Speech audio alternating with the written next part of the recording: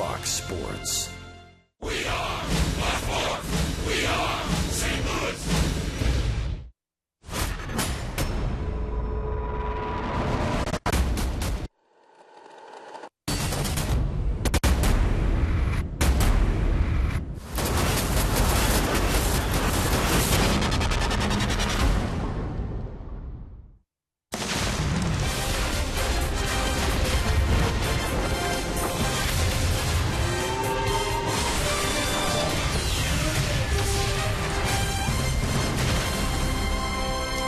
This is St. Louis Cardinals baseball. Billy Hamilton is here. So is Yadier Molina. Those two in their respective lineups. It's the Cincinnati Reds, St. Louis Cardinals, first of three on Fox Sports Midwest. And along with Rick Horton, you'll hear from him momentarily. I'm Dan McLaughlin. Delighted to have you with us for baseball tonight. For the Cincinnati Reds, as the pregame show mentioned, very well could be in the selling mode. 19 games back of the St. Louis Cardinals. The Cardinals starting play tonight, best record in baseball, best record at home. Those are just some of the storylines heading into this series. Another storyline that's developing tonight, the weather, with more on that downstairs to Jim Hayes. Yeah, the Cardinals are expecting light rain tonight and heavy heat over the next couple of days. The Cardinals say the heat won't be an issue. It's St. Louis. They're used to it. They've been through this before. The Cardinals say the best way to beat the heat, hydrate. Hydrate before the game, during the game, and after the game. The Cardinal trainers do a very good job of reminding the players about that, so the heat shouldn't be a problem. There are a lot of great ways to stay cool in St. Louis. That's one of them. We've got Cardinal baseball coming up right here on Fox Sports Midwest.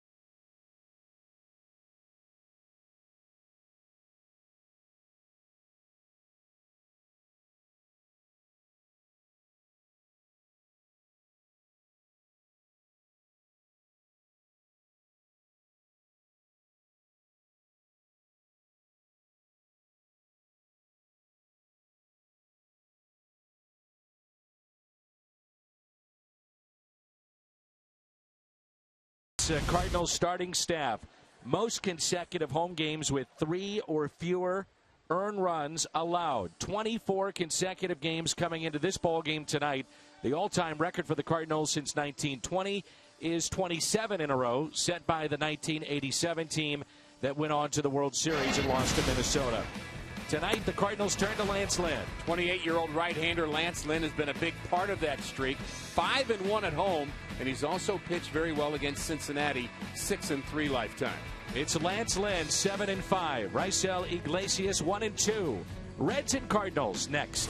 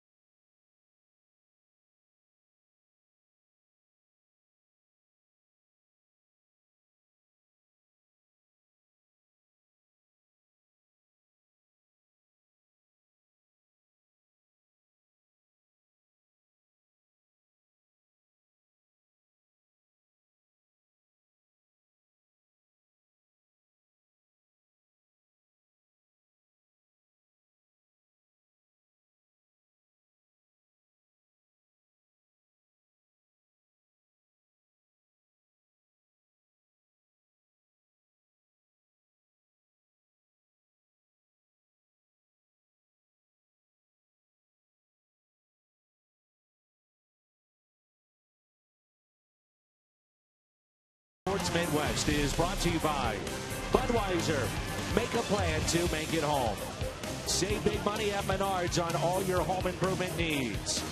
And visit your local Mid-America Chevy dealers for great prices on our all-new 2015 vehicles today. Very warm evening. It's supposed to be red hot tomorrow. Heat index near 115. Overcast skies right now, and it's cooled it off just a bit, but still very warm here in the Gateway City. Here's a look at the Reds' starting lineup. Brandon Phillips will bat leadoff, followed by Joey Votto, and then Todd Frazier among the league leaders in home runs and RBIs. Jay Bruce, his name has been mentioned as potential trade bait. Brian Pena, switch hitting catcher. Marlon Burr, their left fielder. Suarez, the shortstop. Iglesias, the pitcher, batting 8th. Billy Hamilton, the speedster, is batting 9th.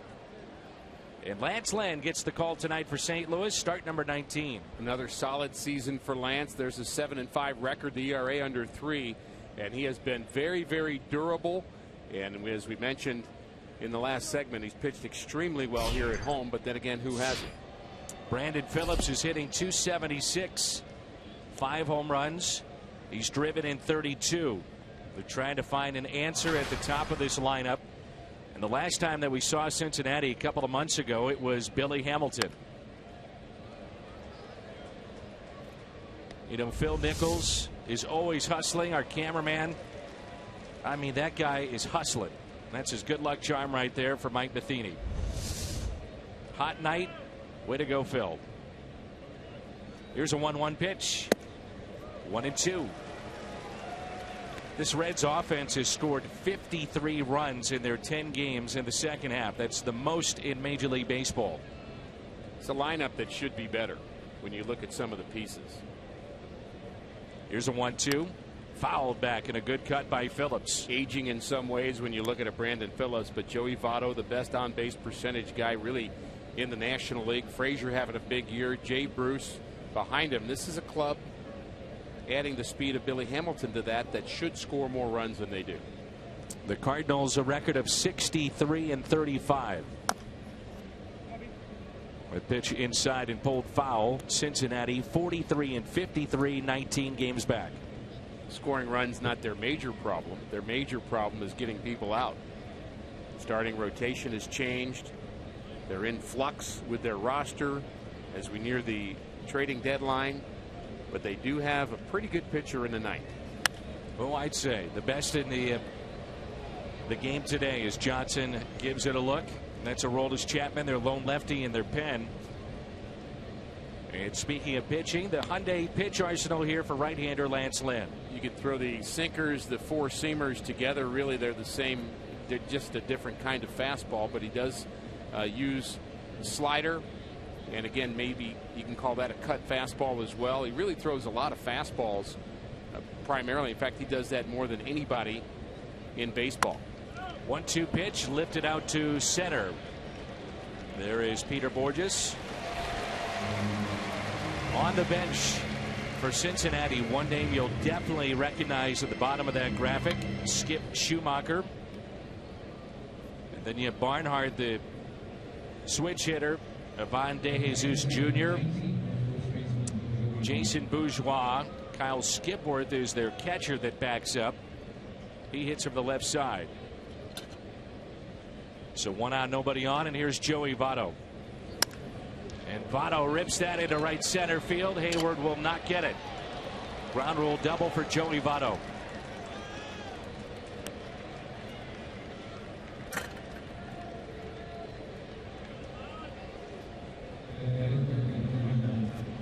You think of Joey Votto as a patient hitter, has a lot of walks, but you throw one down in the middle of the plate and he's going to hammer it. Just a good player. He does so many things well. And so does this guy. Todd Frazier, 27 home runs. He's driven in 67. And he's closing in on a 40-40 season. He would be the first Red ever with 40 home runs and 40 doubles. He leads the National League with 29 doubles, 27 home runs. Third in RBIs with 67. Arenado and Goldschmidt just ahead of him. Here's an 0-1 pitch with Votto, the runner at second base. 0-2 the count. Bit of a bell ringer there for Yadier Molina. We can hear that all the way up here. He's had a number of those in the last couple of weeks, Dan. I'll bet we've seen 3 or 4 of these happen. It's a foul tip just over the glove, and he takes it straight on. That's of concern, by the way, for the Cincinnati Reds. Devin Mesoraco is done for the year with hip surgery. That's why you didn't see his name in the lineup or the bench, but also is dealing with some concussion issues as well. So they're not sure if he comes back as a catcher or as an outfielder. Can't play the outfield. So they're missing Mesoraco. They're also missing Zach Cozart with a knee injury. They're starting shortstop, who's having a very good season, and also Homer Bailey, one of their top starters. So it's, I guess everybody has injuries, Dan, but when you're the Cincinnati Reds at this point, you really can't afford too many of them. This could be a defining week for them in terms of what they look like next year and maybe the next 5 years. I think the them is going to be a different them probably 3 days from now. And isn't it interesting, if you look at tonight's game and the rest of the schedule, the Cardinals face the Reds 13 more times. It could be a completely different looking team. Inside, and it's 2-2. They face the Pirates 10 times, the Cubs 6 times. So the Cardinals, if this is a team that kind of goes the full rebuilding route, you would say that's an advantage to the Cardinals. You've got a divisional foe that is rebuilding, and you get to play them a lot. 2-2 the count.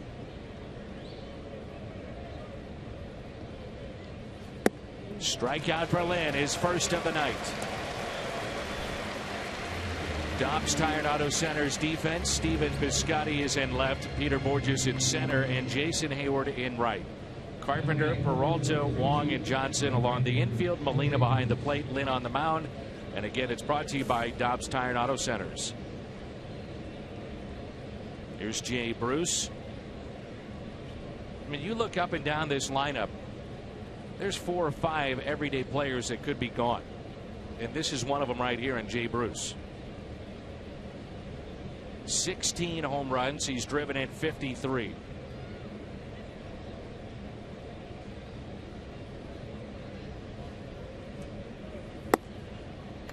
Jay Bruce has had pretty good numbers against Lance Lynn. 14 for 28, 3 home runs. You know, Yachty knows that. Lynn knows that. First Page base is open. on deck. Yep. Yeah.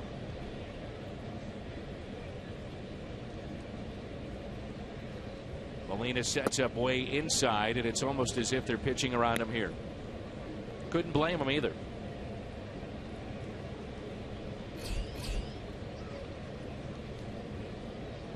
And Pena on deck, a switch hitting catcher, is batting .281. Outfield is straight away, the 2-0 pitch. Now make it 3-0.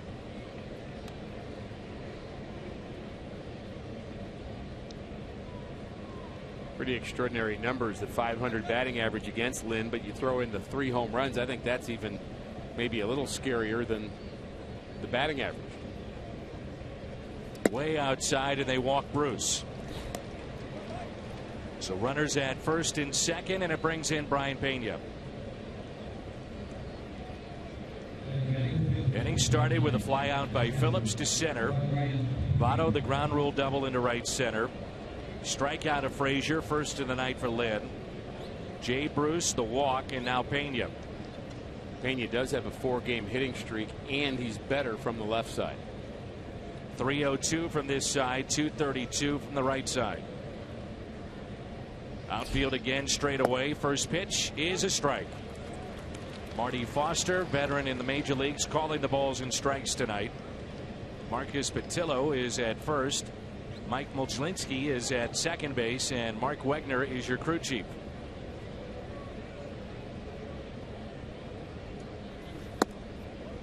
Just missed. 1 ball, 1 strike. Lynn glares back into the home plate umpire.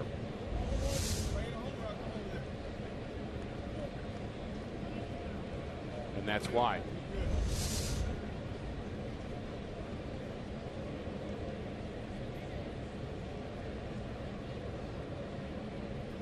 And a 1-1.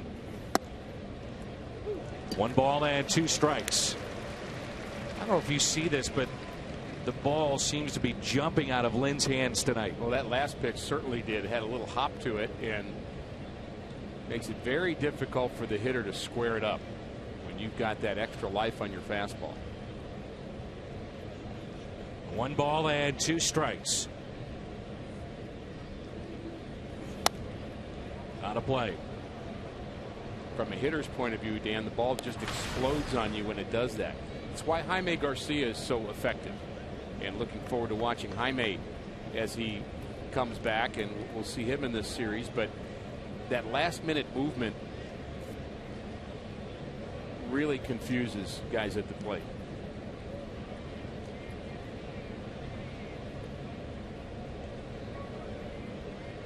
Here's a 1-2. Got him, and a strikeout for Lynn. 2 in the inning. Red Strand 2. Cardinals coming up in the home half of the first.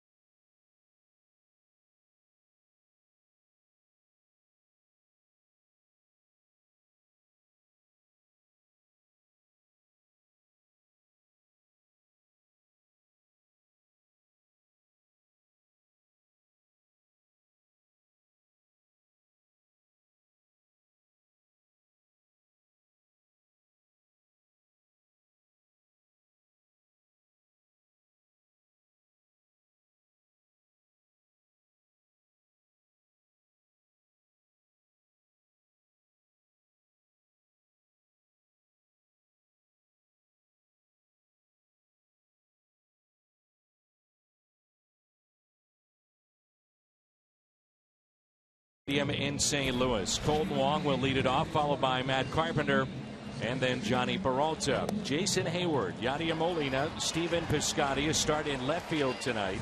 Then Dan Johnson, Peter Borges, and the pitcher batting ninth, Lance Lynn. So it's an all right-handed bench for the Cardinals tonight, and some big bats there with Holiday, Reynolds, Grichuk, Pete Kozma, and Tony Cruz. When you look at the averages against teams in the National League Central this year for Colton Wong, against Cincinnati, he's fared fairly well. .353 is average, 3 runs, couple of RBIs, and he has supplanted himself. It looks to be that way, that he'll be your leadoff man most of the time.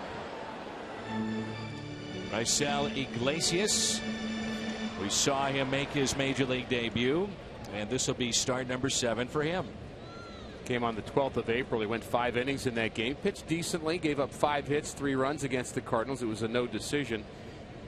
He's had a hard time getting lefties out. Really still learning this game. He's a guy that will pitch from a lot of different arm angles, can throw low 90s. Reminds a lot of people of Del Duque. The high leg kick like that. And it's 1 ball and 1 strike.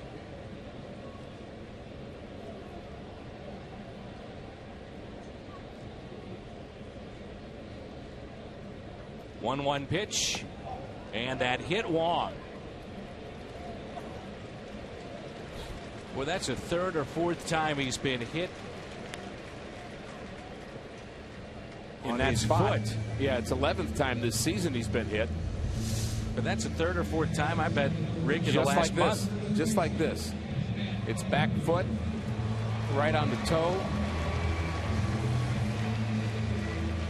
Barely makes our Fox Tracks graphic. So far inside. He almost swung and missed at that baseball. Surprised they didn't ask for a check swing.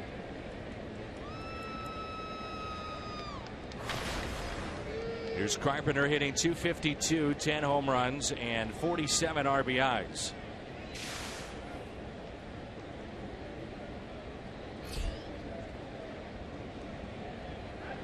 The check on Wong, who has 11 stolen bases this year. He's been caught 5 times. Teams have had success against Pena this year. 47 attempts against him. He's only caught 5, so that's 10%, roughly.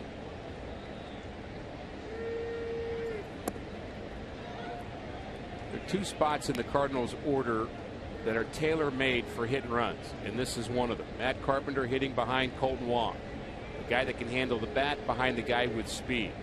Got the same issue with Jason Hayward, followed by Yadier Molina, and I don't think that's an accident that they're put in the lineup in that order. Iglesias is set, and here comes an 0-1 pitch. It's also a way too, Rick, and we've talked about this a number of times, just to get a hitter going. Don't think you're forced to swing, and sometimes that can get somebody going, maybe even a Matt Carpenter.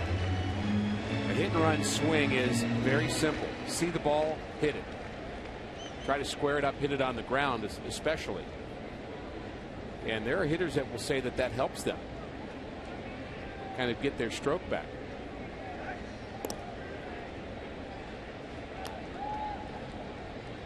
We talked about the Reds. They could be active. You wonder how active the Cardinals will be here.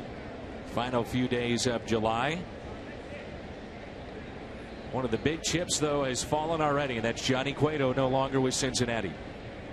Now with the Kansas City Royals. Carpenter shoots it into left center, and Billy Hamilton is there for out number 1. Hyundai pitch arsenal for Iglesias. Mentioned he throws that fastball in the low 90s. Will throw a sinker and a 4-seamer. His slider he'll throw from a lot of different arm angles. He had 8 strikeouts in his last outing against the Cubs, so he's starting to learn how to put hitters away. Still, again, very young. Went right to the big leagues from 3 years of playing professionally in Cuba. He's just 25 years of age.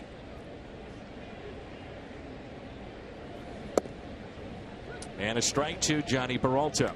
And I think he's inventing himself as he goes along. That's how I would describe it.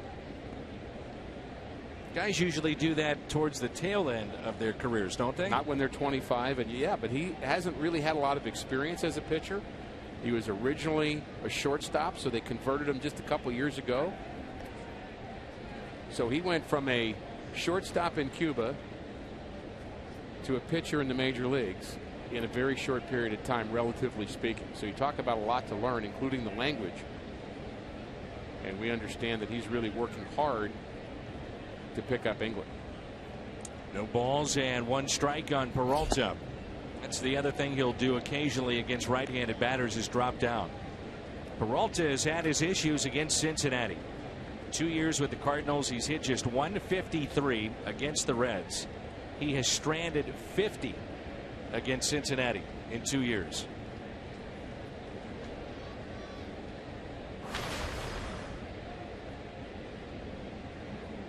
The 0-2 slowly hit left side, taken there by Frazier. Colton Wong moving up to second base. Dobbs Tire and Auto Centers. A look at the Reds defensively. Marlon Byrd in left. Billy Hamilton, the speedster, in center. Jay Bruce, great arm, in right. Frazier, Suarez, Phillips, and Votto along the infield. And Brian Pena is behind the plate. That's presented by Dobbs Tire and Auto Centers. In steps Hayward. Would it surprise you that in his career, Jason Hayward has only batted fourth 19 times in terms of games? 19 games in all the years he's been in the big leagues. Yeah, it would surprise me, but I also know that within the last couple of years they've tried him so much at the top of the order in an attempt to figure out what kind of player Jason Hayward is. Is he an on-base percentage guy? Is he a gap hitter, power hitter? And he's really hit all over the place. And he's done that with the Cardinals this year. 1 ball, 1 strike. Overall at .280. 9 home runs. He's driven in 33.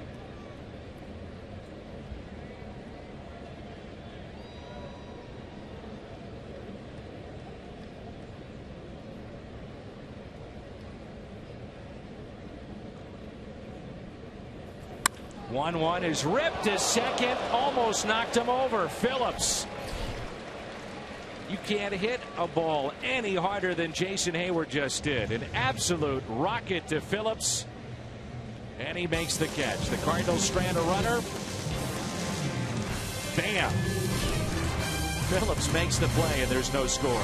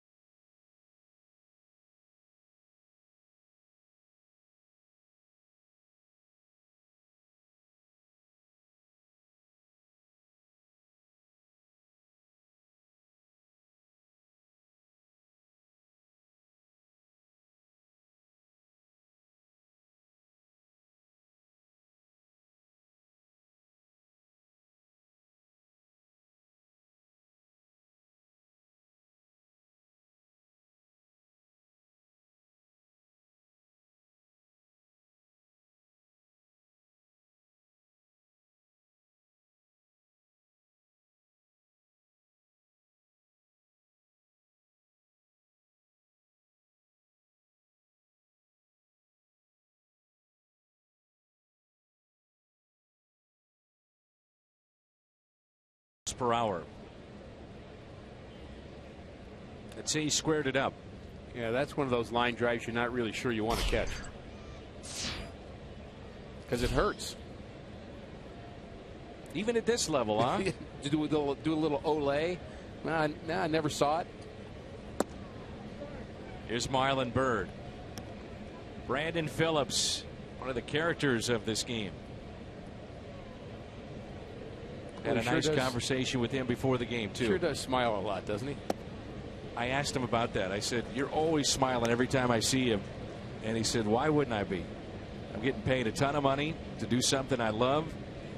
I enjoy being around the fans. He's got a huge Twitter following. Marlon Byrd with a high fly ball into deep left center. Borges back, plenty of room. Makes the catch on the track. Our Toyota keys to the game with Rick Horton. Key number one for Lance Lynn is to give him some more support. He has been a guy that has not gotten a lot. In fact, he's been shut out a number of times this season as far as what the Cardinals have been able to do behind him and keep Cincy in the ballpark. This Cincinnati club, as we saw with that long fly ball to deep left center field, has a lot of power. They have a number of players, 15 or more home runs. They're third in the National League with 107 total. And, of course, they play in a smaller ballpark where the ball jumps, but these guys do have some power. Here's Suarez, who's hitting .315. As Rick told you, Cozart is out with a knee injury, and he hurt that running up the first base line and extending for the first base bag. And when he did that, out of rhythm just a bit and suffered a knee injury, and he's done for the year. Here's a 1-1 pitch. We saw Eugenio Suarez in spring training a year ago with the Tigers, and he's come up after the Cozart injury and filled in very, very well. Not as good a defender, but the offense has been there. 3-1 the count. The pitcher Iglesias is on deck.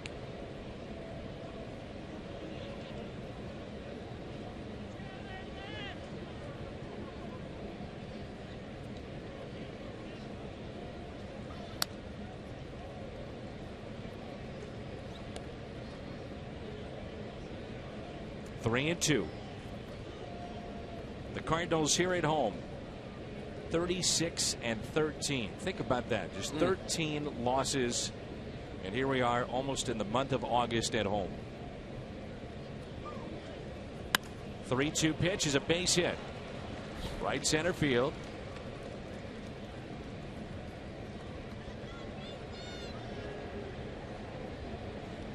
Rick had a little fun at Al Hrabosky's bobblehead's expense. So now, Al, it's your turn. Rick Horton bobblehead is tomorrow, so complete your collection as we celebrate the 1985 National League Championship team. Rick will be throwing out the first pitch. Get your tickets at cardinals.com/theme. It's Rick Horton bobblehead tomorrow night. My bigger concern is when I heard Al say that he's going to go right past the bobblehead and right to me. It wouldn't surprise anybody. Let's just say I heard that and shuddered a bit. One out base hit by Suarez, and now the pitcher batting eighth, Iglesias. You mentioned he was a shortstop and then converted to a pitcher.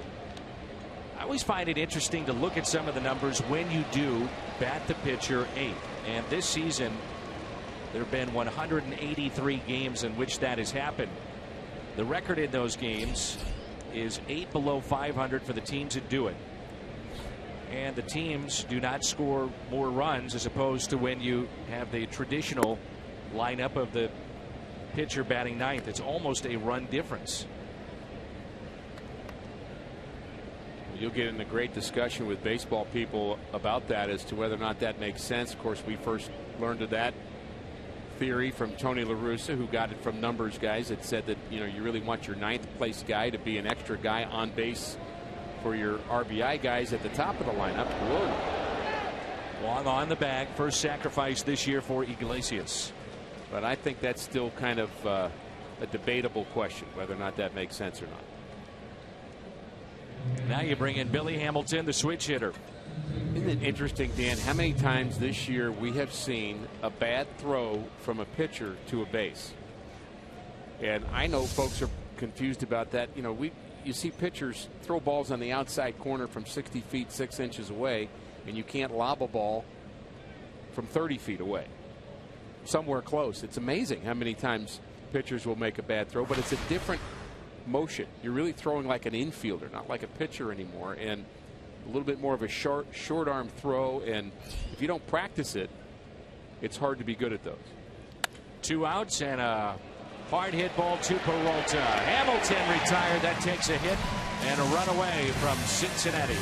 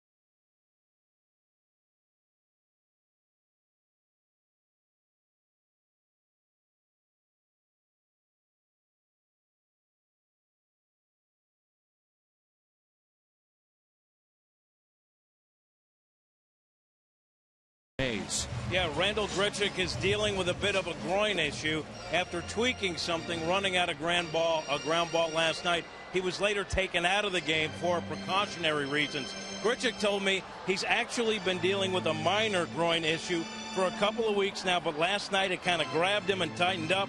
Mike Matheny said an MRI on Grichuk came up clean today, and Grichuk told me he didn't think it was anything too serious. Dan, here's hoping. Such an exciting player.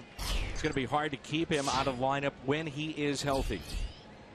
Here's Yadier Molina, and that's strike one. And really good news that it's not a bigger deal, and of course you have to guard against it becoming a bigger deal. So I would suspect for a while they'll be very careful about how and when they use Grichuk and whether or not you want him to take the extra base or not. Certainly shown he can do that. And we agree, Dan, he is as fun as anybody on this Cardinal team to watch play day in and day out. 1-1 pitch. Molina swinging a hot bat last 10 games. 317 his average. 7 RBIs the last 10. Got off to the slow start. Now his average up to 290.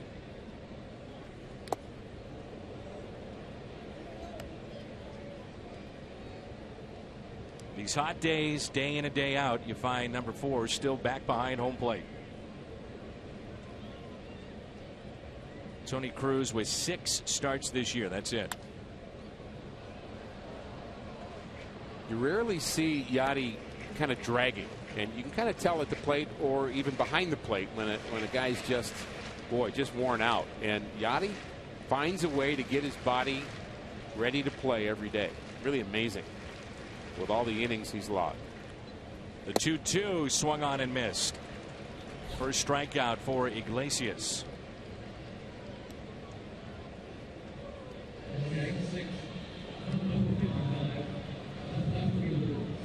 How would you describe Stephen Piscotty?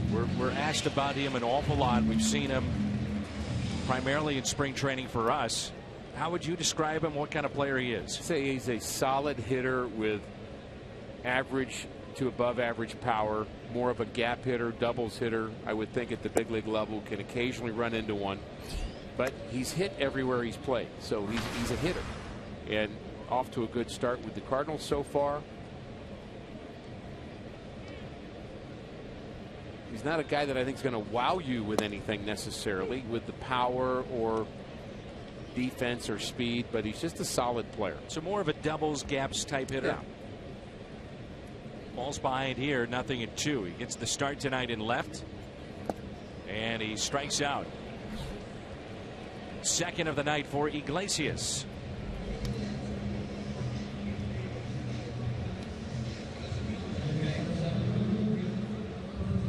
First baseman Dan Johnson. Dan Johnson made his debut at the Cardinals back on July 8th at Wrigley Field. Went 2 for 4, couple of RBIs in that game. Since then, 0 for 10 with a run. See his eyes checking the left side of the infield. Really see he's watching the players move, and there is always a pronounced shift against Dan Johnson. We saw that on the road. We've seen it here. Here's a 1-0 pitch. 1 ball, 1 strike. A few years ago at Tampa Bay, dramatic home run for Joe Maddon. And when he made that debut at Chicago, that's when we saw this shift. And if anybody knows Dan Johnson well, it is Joe Maddon. I tell you, Chris Maloney is having a very good homestand defensively. All smiles. He had a tough shot that he handled a couple of days ago. And showed he could move to his right a little bit there. Goes the other way. Will it sink and drop? It does. Base hit. And the Cardinals have their first hit off the bat of Johnson.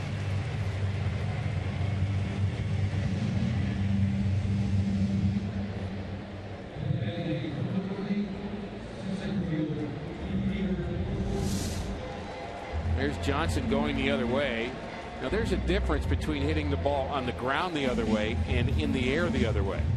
And the Reds are betting he's not going to hit the ball on the ground to the left side of the infield, but the outfielders were playing a little bit more straight up. Peter Borges has been much better at the plate at home as opposed to what he's done on the road. Borges at home, 288 is average, 188 on the road. Lynn is on deck. 2 outs, runner at first. And the first pitch is a strike. Colorado is at Chicago tonight. They're in the top of the third. That's Jorge De La Rosa. He's 6-4 for the Rockies. Kyle Hendricks going for Chicago. A record of 4-5. We'll see the Rockies later this week. And then next week, the club will be in Cincinnati and Milwaukee.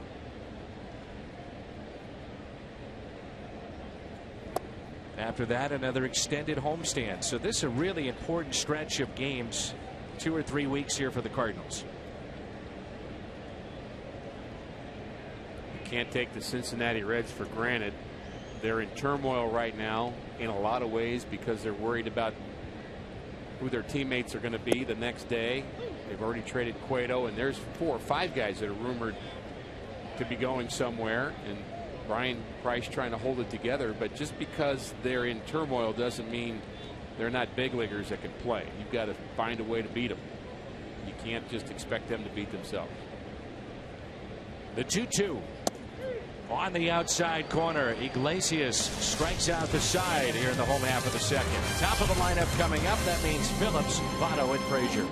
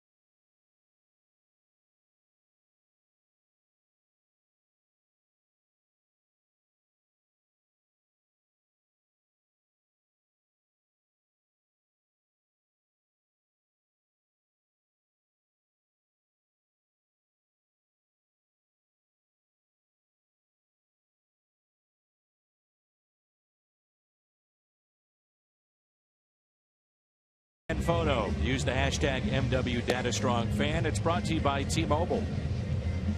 Get well wishes for Beverly Herstein. Beverly Herstein, we hope you're doing well and recovering. And we'll get you down to the ballpark as soon as you're ready to go.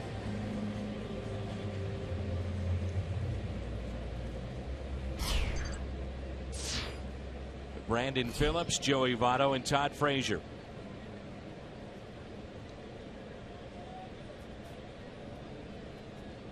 When you trade veterans, you obviously lose experience, many times good talent, but sometimes teams then play free and easy.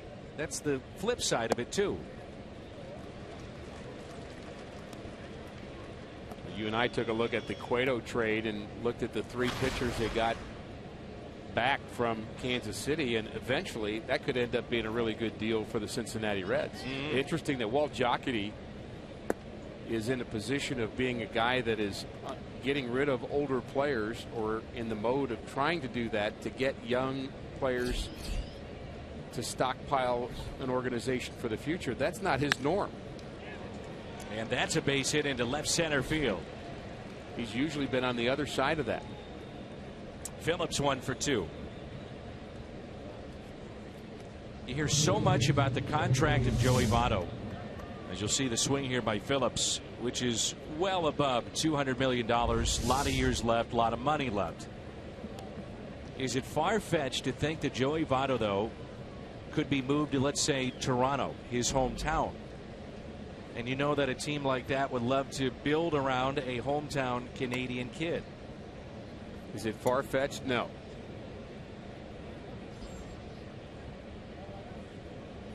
Just something to think about. But there's a couple 100 million reasons why that has to be thought about and talked about and analyzed by the guys that pay the bills. Votto, like Jay Bruce, good numbers against Lance Lynn. Ground rule double over the wall in right center, first time up. On base percentage for Votto is at .420. That's third in the National League. Paul Goldschmidt is tops at .462.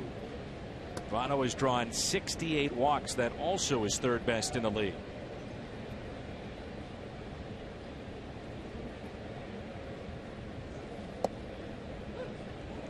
Two balls and 1 strike. Votto, to me, looks in great shape right now, too. Very slim, very fit, trim. Not to say that he ever was out of shape. He just looks even better now. He looks stronger than he did a year ago. Absolutely. Finally has those legs taken care of. That was an issue last year. And he's hit by that pitch. So the first 2 have reached.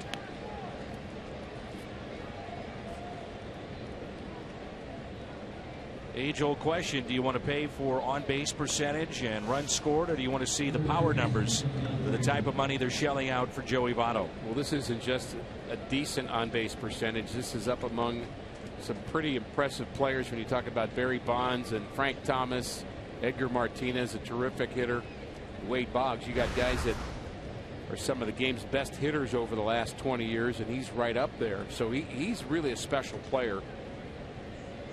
I think he would say he would like to do both, get on base and drive in runs, and I'd say for the most part he does. Todd Frazier struck out first time up. Home run every 14 at bats for Frazier.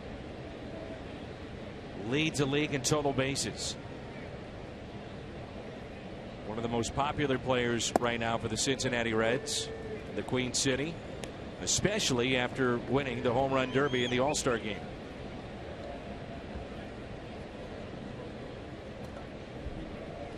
His trade value may never be higher, the kind of year he's put together. There was a time where you could get Todd Frazier out with a breaking ball pretty regularly. We saw the Cardinals do it early in his career. He would kind of chase balls out of the zone, but he's become much more patient at the plate and better at handling that off-speed pitch. Here's a 2-1 pitch to Frazier.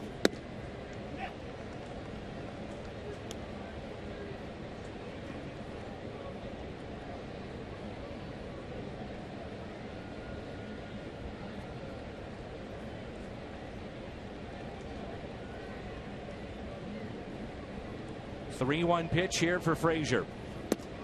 Bases are loaded. Second walk issued. And now his old nemesis will dig in, and that's Jay Bruce. 6 is a serious number at On the Run. When the Cardinals score 6, any size drink, just 50 cents the next day. Coffee fountain, frozen drinks. When they score, you pour at your nearest On the Run. You earned it. But 2 months ago, back-to-back starts, Lynn had this identical situation where he ran into the bases loaded, nobody out, and twice was able to pitch out of it in back-to-back starts. Well, this would be something if he does it here. He's facing Jay Bruce, is one of his, I guess, biggest guys that can handle him better than anybody. And you think about the fact that just 2 innings ago, he pitched around Jay Bruce with first base open. Now there's no place to put him. Now, like, mentally, you've got to say, okay, I can get this guy out. But just a couple innings ago, you gave into him. Inning started with a base hit by Phillips. Votto hit by the pitch. Frazier draws the walk. Infield is back, and the first pitch taken for a ball.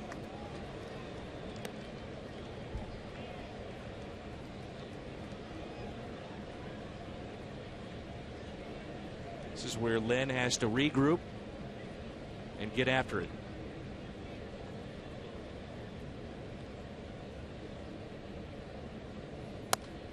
One ball, one strike. You know, when Lance Lynn doesn't get a pitch that he wants, he doesn't react with anger towards the home plate umpire.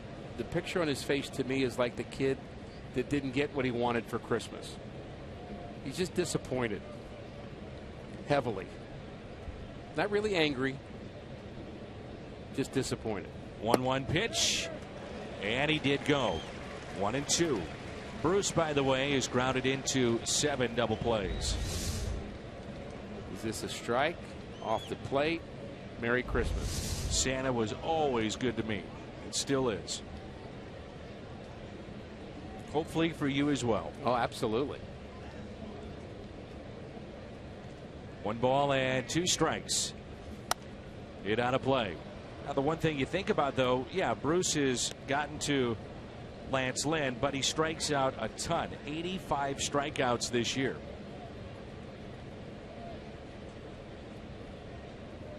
The man on deck is grounded into 8 double plays. I mean, there are ways to get out of this. Ways out of it, exactly. The 1-2. Slipping out of the hand, it looked like, of Lance Lynn. 2-2.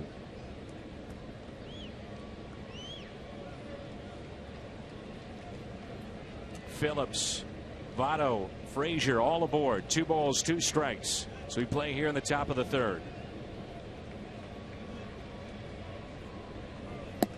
Nowhere close.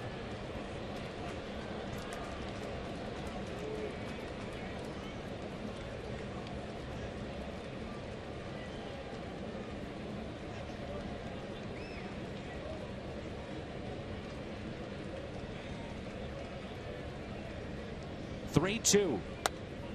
May have chased a ball. 3 straight off-speed pitches while he's struggling to throw that for a strike. I'm not sure if that's courageous or if it doesn't make any sense. One of the two. He's not gone back to the fastball against Bruce. He stayed committed to that off-speed pitch. It slipped out of his hand. Then he missed with a changeup. Came back with another one. 3-2 again. And a fly ball lifted into deep left center. Borges in a position to throw. Makes the catch. Runner at second does not tag up. Phillips does. And it's 1-0 Cincinnati. I'm surprised Votto did not tag up, and I think Borges was surprised as well. Well, he not only, I would say he actually did tag up with no intention of going anywhere. There's a fly ball to center field. There's Votto, who just kind of goes back to the bag. He tags up and just stands there and never moves, never draws a throw. You got to at least draw a throw, don't you? Yeah. Show the intent of going. I think Borges was unsure whether to throw that ball to third or get it into second base. Good point. And now it's Pena. There's your double play. 6, 4, 3. So bases loaded. They pick up 1 with nobody out. Minimize the damage, and Lynn has done that. Reds on top, 1-0.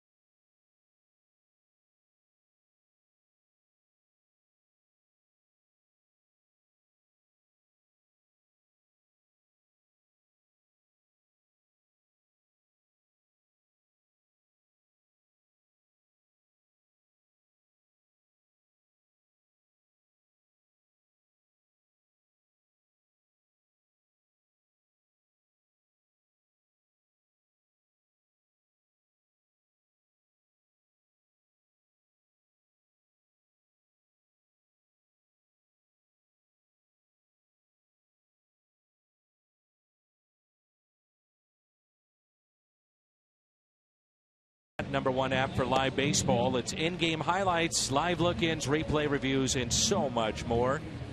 MLB.com at bat for your smartphone or tablet. Let's hope the rain stays away here at Busch Stadium in St. Louis. No rain is in the area, but will it stay away? Fingers crossed.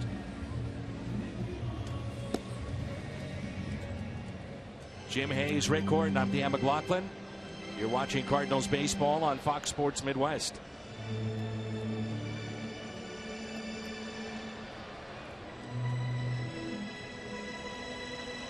Wrong ballpark, buddy. Andy's left-handed. That explains it. All the other left-handers out there in the world are okay, except for the one I'm currently positioned next to and the one I'll be positioned next to tomorrow. That's a way to cover your bases against every other left-hander. Thank you very much. I see you working.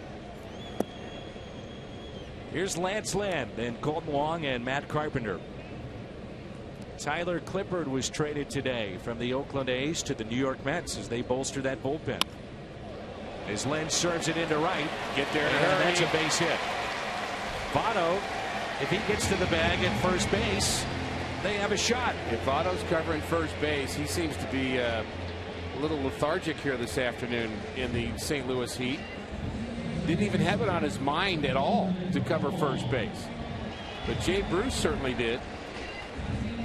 When a pitcher hits a shallow ball to right field. So did everybody else in the ballpark. Of course. Base hit to right. Here comes Jay Bruce. And Votto isn't even thinking about covering the bag. Bruce comes in to throw him out, and nobody there. That looks bad. Here's Colton Wong. Good rip and fouled back. Hit by a pitch his first time up. That's two plays here in the last 5 minutes where you just say that doesn't look like good baseball. In particular, the play at second base going to third. I mean, a base hit into right at this level. I mean, how many times are you going to throw a guy out? So I can kind of see that. You could say I'm surprised by that. Yeah. But what's odd about his reaction is you didn't even get a, oh boy, I should have been there reaction. My fault. Something. Here's an 0-2 pitch to Wong. Strikeout number 4 for Iglesias. See when he drops down, Rick, he's able to go low and away to the left-handed hitters and down and into the righties. I think he gets more movement when he drops down. Sure does. Gets some sink to it, and Cardinals have to be careful here because he's the guy starting to feel it. We mentioned the 8 strikeouts in his last start, and he's got 4 already in this game. And further a pitcher gets into a game and kind of has that flow going and that rhythm going, it's tougher and tougher to get to him. 1 out. And a strike to Carpenter, who lined out to left center.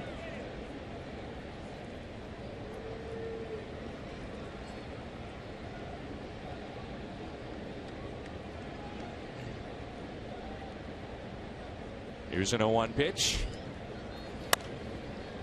In the air down the left field line and out of play. Kia in the driver's seat. Matt Carpenter against the Cincinnati Reds since 2011. At least 100 ABs, and Carpenter good numbers, 326. Matt Adams, Holiday also on that list. Or Kia in the driver's seat. Nice chat with Matt Adams this week, who's kind of in that stage of his rehab where he's actually working at something. And you know, the first stage is boring and hard. Base hit into center field as Lynn moves up to second base. So Lynn gets to second base, and we'll look one more time at that base hit to right field. We get the high view. Here's Joey Votto at first base. Lance Lynn, who's really improved his hitting this year, drives it to right. But right about now, Jay Bruce has the ball, and look where Lance Lynn is. I mean, that's as far as he could get out of the box. And Bruce has a terrific arm. I'm not sure he would have thrown him out anyway, but it would have been interesting if Votto didn't react to cover. Here's Johnny Peralta, grounded out to third. Cardinals now with 3 hits tonight. And it's popped up. Phillips, shallow right, now infield fly called. There's 2 down. Second time through a lineup. Iglesias 319. Third time 429. He's going through the second time now. Remember, the Cardinals only had 2 hits against Shelby Miller on Saturday. Yesterday, a total of 8. The offense all year long has been hit and miss. It's just been the pitching that's been spectacular. That overshadows what at times is a struggling offense. Pitching, I don't think, can get much better.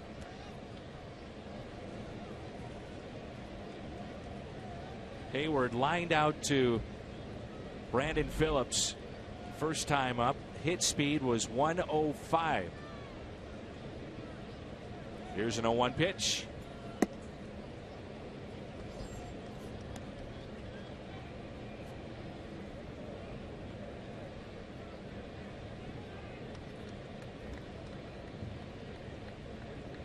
Runners at first and second with 2 down. 1 ball, 1 strike on Hayward. Bounce to the right side. Votto leads Iglesias just enough, and the Cardinals strand 2. They've left 4 on in 3 innings. Cincinnati on top, 1-0.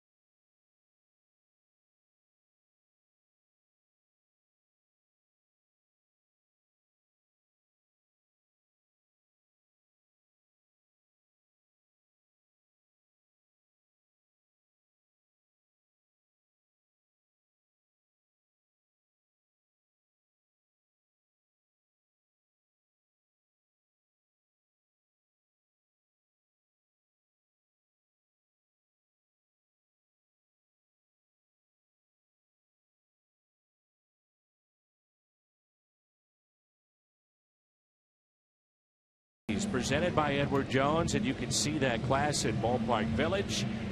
And the induction ceremony with Ted Simmons, Bob Forge, Kurt Flood, and George Kissel. Congratulations. As we move to the fourth, and there's our old buddy Skip Schumacher. Leads their club in pinch hits. And he is your consummate professional, isn't he? Nice guy to have in your clubhouse, and he's also performing. You mentioned the pinch hits. His 5 RBIs as a pinch hitter. You know you're going to get a steady at bat from him, but certainly a great guy to have in the clubhouse. And Jim, you have more on Skip? Yeah, I do. Not easy to be part of a team that's in the process of being dismantled. That may be happening to the Reds, and Skip Schumacher is going through it too. Skip told me it's new territory for him. He said he's always been on teams that were buyers. He said it was difficult to see Cueto go, and it's even tougher not knowing who may be next out the door. Skip told me all you can do is focus on playing the games and trying to help the young players who may be getting their first look at big league baseball. He says he enjoys that part. But Dan, as Skip told me, we can't wait for the trade deadline to pass. No doubt. There's Marlon Byrd. If Byrd gets to 550 plate appearances this year, his contract kicks in for $8 million next year.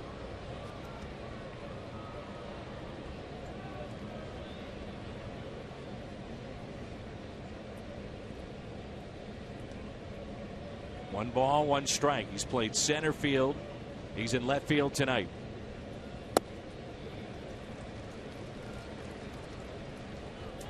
Talking with Skip before the game, and I asked him, I said, what was your favorite moment in St. Louis? Part of some postseason teams, world championship teams.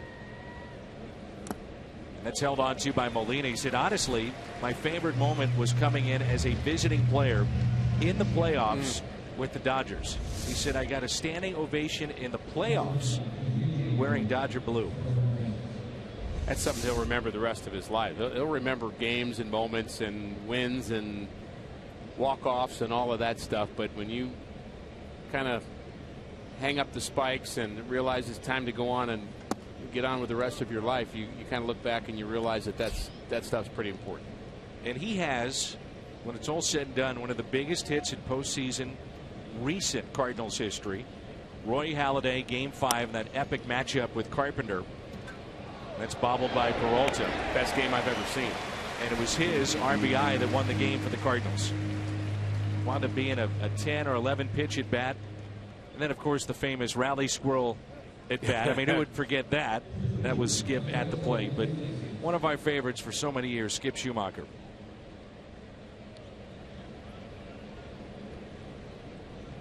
Now the pitcher, Iglesias. As Suarez is retired, and the first pitch taken low.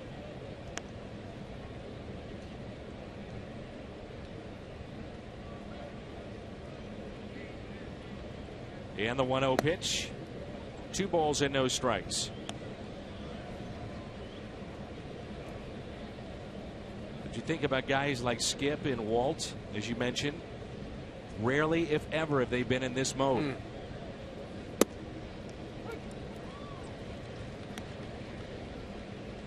When you're used to winning and you go through a season where the outlook is not very bright, there are long days, long weeks, long months. And yes, you're getting to play a game that you love, and it's an awesome job to have for Skip Schumacher, and he'd be the first to say that. But not as much fun. Into right, and there's Hayward near the line. 1, 2, 3, go the Reds. We're midway through 4.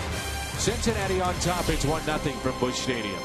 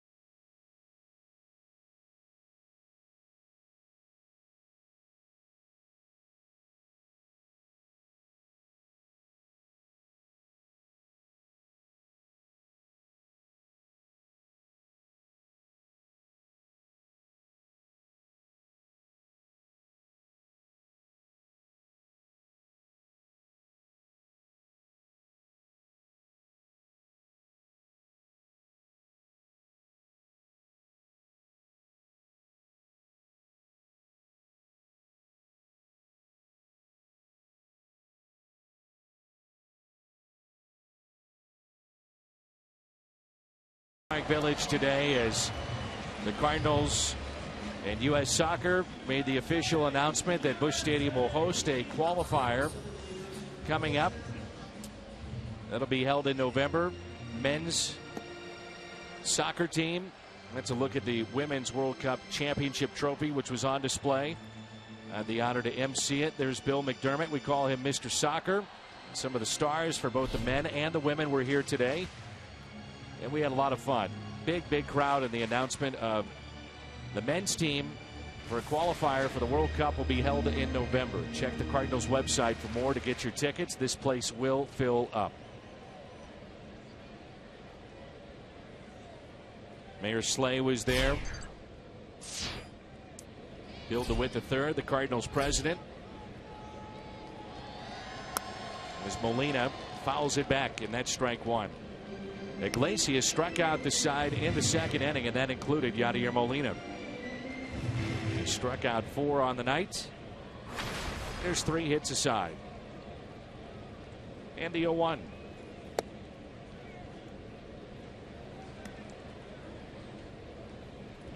Cubs are struggling right now. They've fallen behind 4-0 in the bottom of the 4th against the Rockies. That's ripped down that third base line and into the corner. Yadi digging for 2. Dug out of the corner by Bird. Leadoff double for Yadier Molina.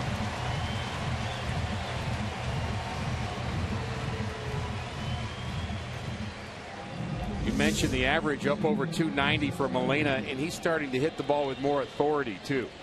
And I'd love to see him turn on this pitch, inner half, and drive it into the corner. Cardinals have not had a lot of offense really since the break, Dan, and certainly the potential's there. But the pitching has really led the way, and maybe for the next couple of weeks we kind of do a reversal, see if the hitters can kind of take over. That's what winning teams do. Now it's Stephen Piscotty. His 2 RBIs, picked up the game winner over the weekend on Saturday in that thrilling ball game against Shelby Miller and the Braves. Piscotty was carved up on 3 pitches first time up. We're still trying to figure him out. Obviously he's just come up, but you know, the Cardinals wanted to get an extended look at him before the trade deadline and try to get some sense of what type of player they have. Wait a minute, are you talking about Jason Hayward or are you talking about Stephen Piscotty? A little bit of both, huh? Well, there's some similarities. They're both very good players, good hitters, and I guess they're versatile enough that they could be different kinds of hitters, and that's what we're saying. Not that trying to figure out whether they're big leaguers or not, but what kind of big leaguer are you going to be? That pitch right there has been very tough on the right-handers. As he drops down. He drops down and hits the outside corner with the ball moving away. So you think about the eye angle of the hitter, very tough to square up. Runner at second is Molina. 1-2 pitch to Piscotty.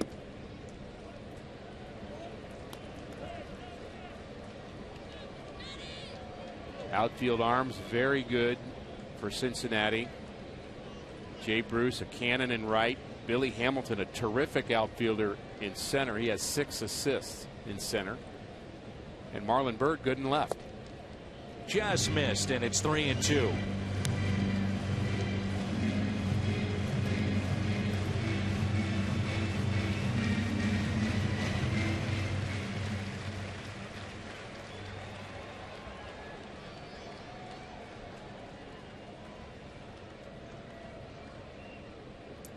Three-two pitch. Here it comes.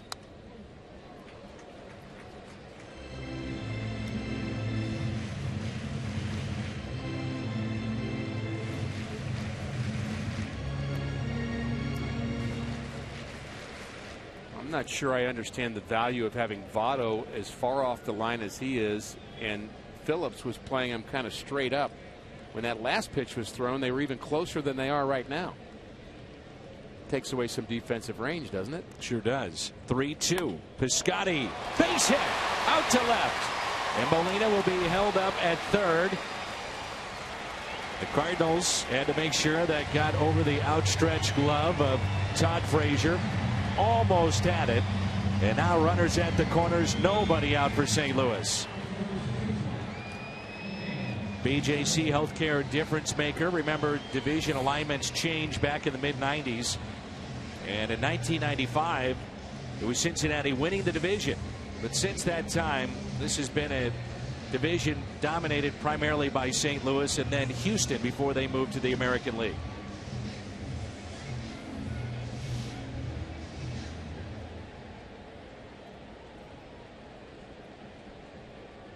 Dan Johnson with a base hit. First time up to left. They shift against him, but not nearly as pronounced with the runners on. And there's strike one.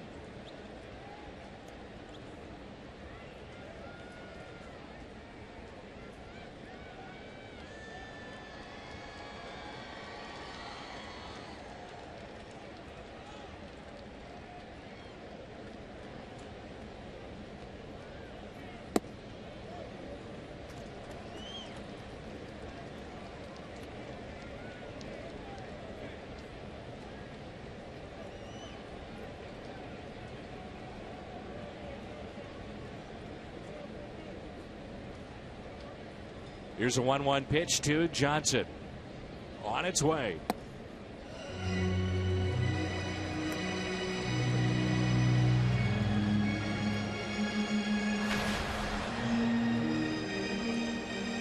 Johnson with a soft liner into left. First time up. 1-for-1 with that single in the second. Cardinals with back-to-back hits. Double by Molina. Single by Piscotty. And the 2-1 pitch to Dan Johnson. Popped up. One down.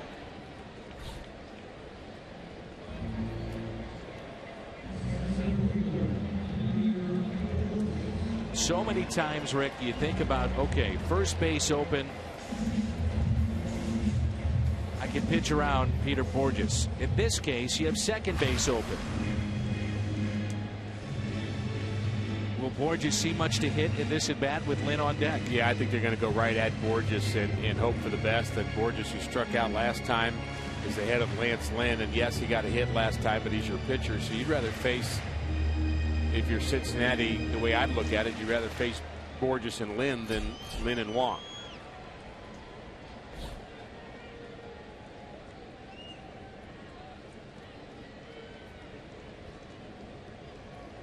And Borges is hit by the pitch. Well, one way or another, its bases loaded for Lance Lynn.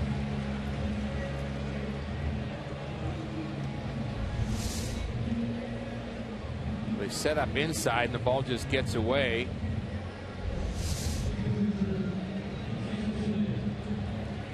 We've had 3 hit by pitches already in this game, and we're just in the 4th. Yeah.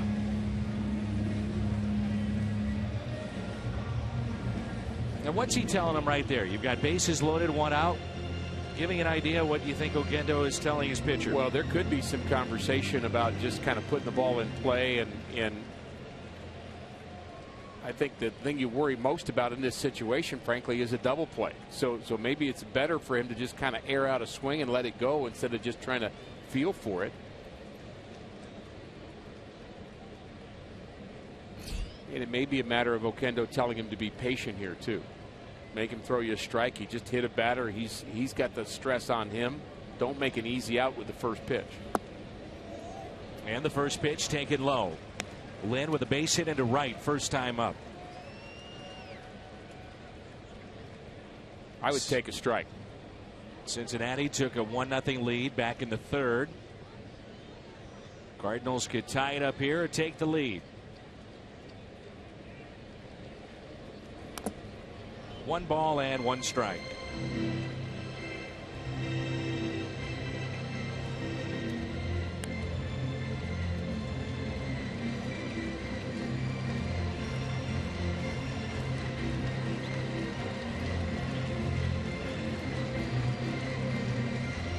That is some gold chain that Iglesias has got going tonight.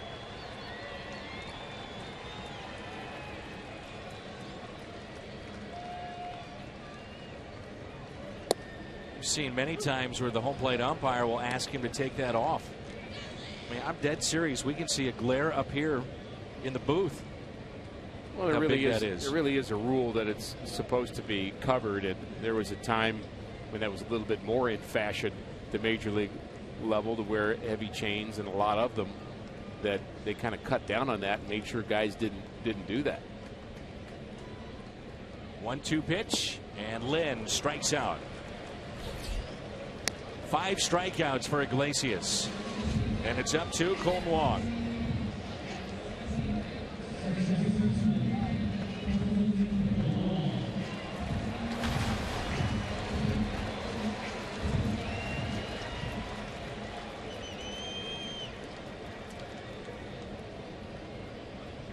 Wong has been hit by a pitch and struck out. Inning started with a double by Molina. Piscotty a single. Dan Johnson popped out. Borges hit by a pitch. Lynn struck out. And now Wong. Off speed pitch taken low.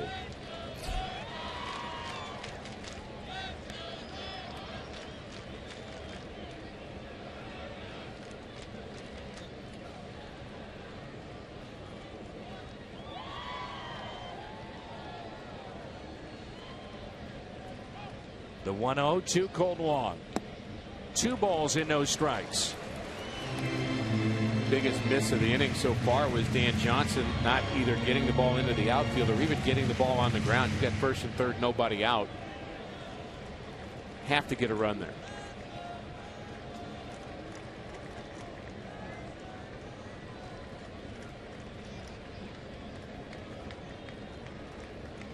The 2-0. Fouled back and a good cut. So Iglesias now going 3rd time through the lineup.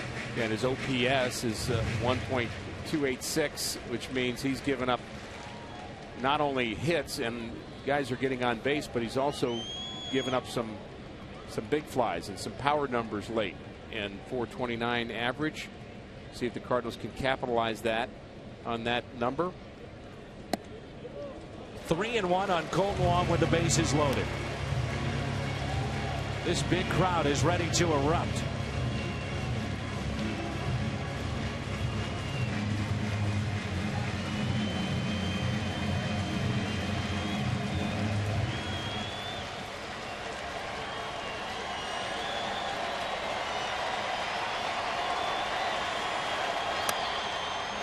Popped up left side. Frazier giving chase and out of room. Runners off with this next pitch.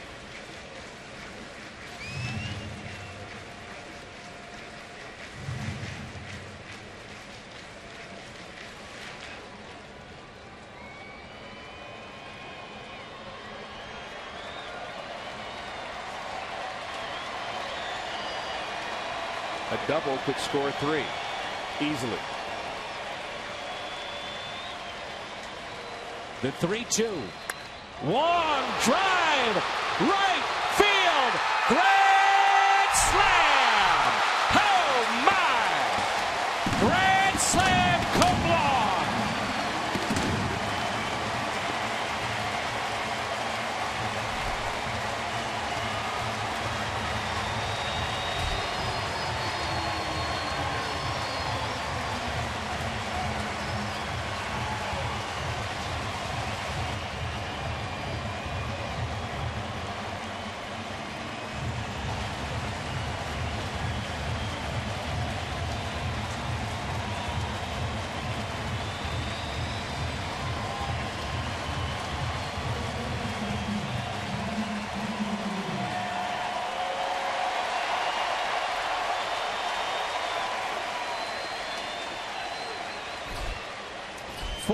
St. Louis as Carpenter looks in a ball low.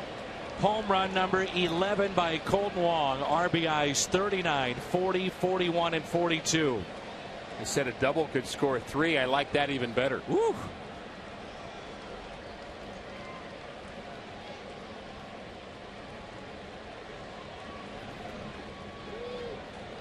Colton Wong is just getting started, folks. He is going to be some kind of player.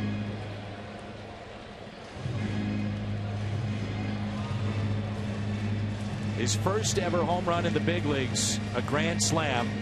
That was against Kansas City. So much power. Really a no-doubter. Kind of winds up and swings, doesn't he? Love it. Lets it go. Doesn't get cheated. I think his power continues to surprise certain teams that we play in the year. I think they think of him as a guy that's going to hit the ball in gaps, and all of a sudden he unloads on them. And I think they're surprised. Fun player to watch, isn't he? The 3-0. You had just mentioned, too, third time through. And you didn't talk about the average. You talked about the potential of power. And that's what's happened here.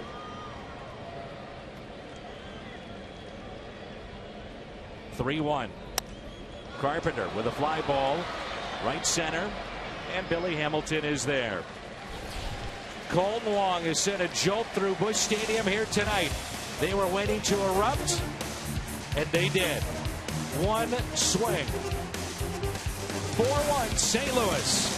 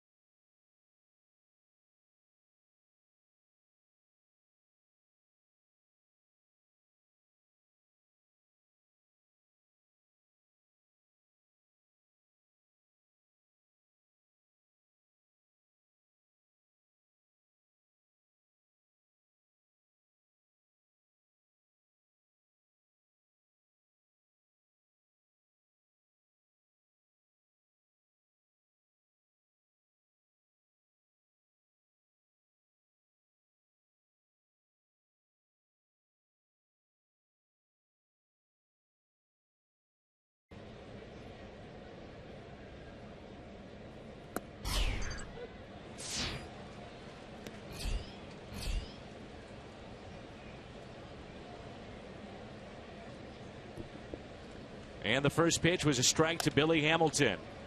Little flare into shallow center, and that drops. So here we go, the game within the game. This is fun because Billy Hamilton has never been caught by the Cardinals in a steal attempt. He's a perfect 8 out of 8. And he loves to run. 46 stolen bases. He's only been thrown out 7 times. And if he could hit a little bit higher, if he could hit 270, 280, think about the number of stolen bases he'd have. You're talking triple digits. And he's not going to care that it's 4-1, by the way. I mean, if his percentage is as high as it is, you know, there are times where you don't run when you're down, but I don't think this is one of those times. This is where you force the action. Top of the lineup in Phillips. Just to give you an idea, Billy Hamilton's on-base percentage is .271. He's only drawn 20 walks. So, again, think if he could get into that .310 to .320 on-base percentage. Yeah, and that's probably a better number than the batting average. Who cares if he can just get on somehow, some way.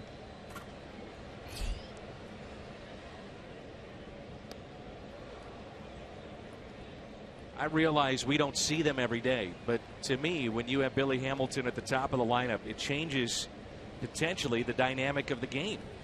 it does. But he's got to get on base. I get it. Yeah, Ben, that's the problem. If you're Brian Price and you look at the on-base percentage you just mentioned, it's hard to put him in that first spot. I mean, the Billy Hamilton that you hope he will be clearly is a leadoff batter.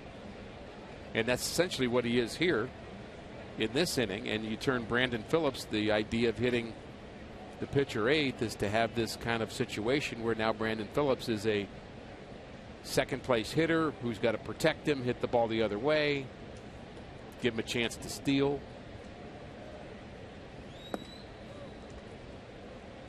One ball and two strikes. Phillips is fly to center and also singled to center. Scored the only run for Cincinnati tonight.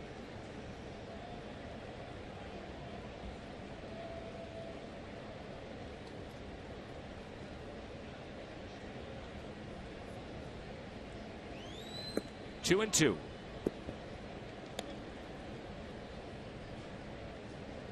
Breaking ball has not been sharp for Lance Lynn in this game. He's had a hard time commanding it.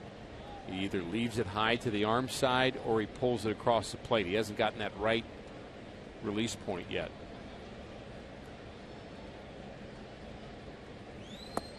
Swung on and missed, and a strikeout for Lynn, number 4 tonight.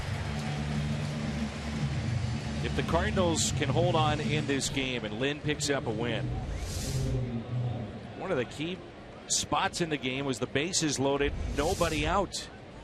And he minimized the damage to just one run back in the third. Still a long ways to go, but that could have unraveled quickly for Lance Lynn. Sacrifice fly and a double play that he induced with Pena at the plate. That is the game right now. That and Colton Wong. Brings in Votto, who has doubled, ground rule double into right center, and also was hit by a pitch.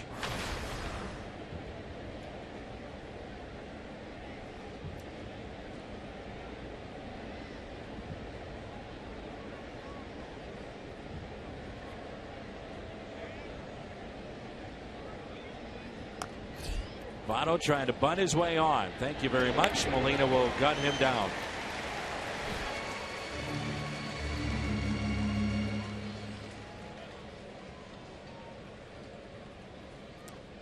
Saturday, August 1st, 12,000 kids 15 and under entering with a ticket receive their very own limited edition mini Build-A-Bear Workshop Bear wearing a Saturday alternate jersey. It's also photo day, so come here early. That's Saturday, August 1st. That can't be what the Reds want there in that situation.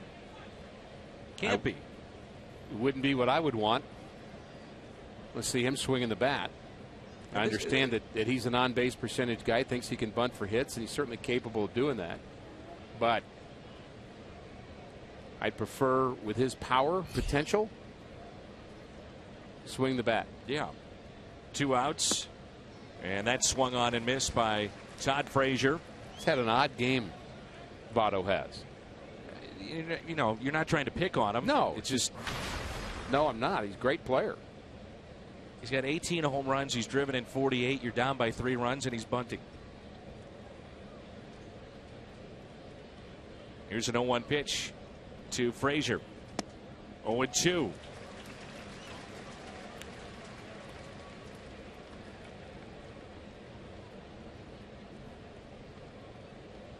Run support, the previous 3 starts, combined 4 runs for Lynn. Tonight, 1 swing of the bat, 4 runs.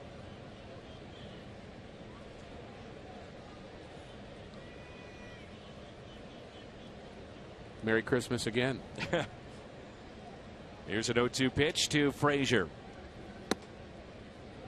We mentioned Frazier handling the slider better early in his career. In fact, in 2011, his rookie season, his batting average against the slider was just 167. Then it went to 180. Then by 2014, 225. This year, close to 250. So he's handling the slider better. And it's not such a given right now that you can put him away that way. That time he got him 95 on the gun from Lance Lynn. 2 strikeouts in the inning, 5 tonight.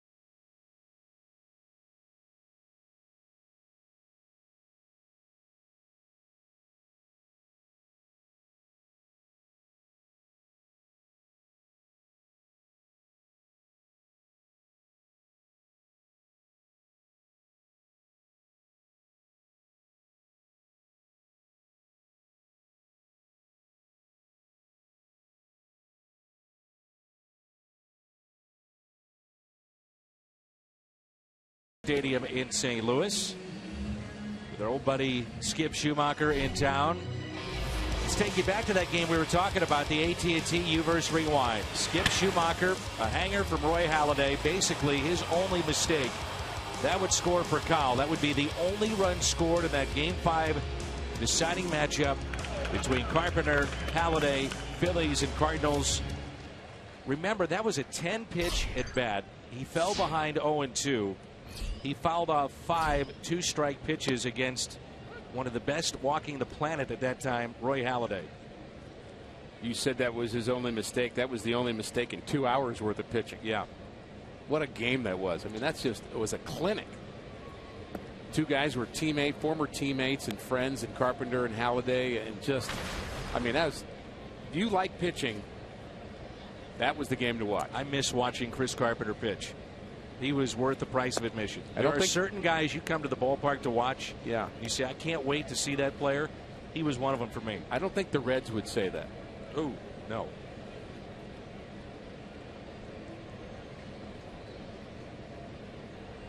Here's a 1-2 pitch to Peralta.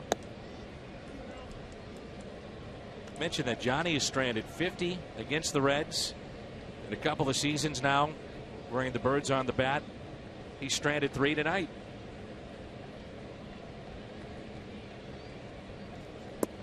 And he strikes out here. That's 6 tonight for Iglesias.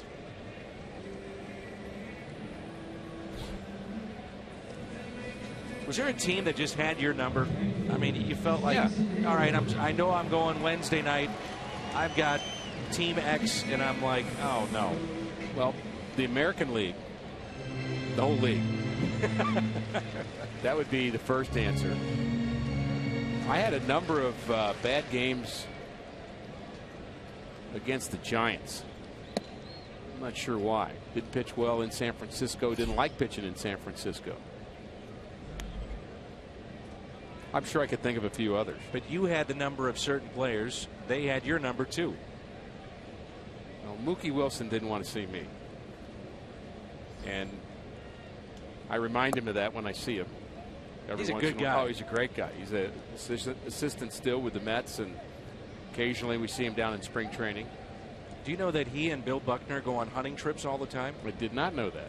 Preston, Mookie's son, I've had the chance to work a few of those games with him, and does a great job.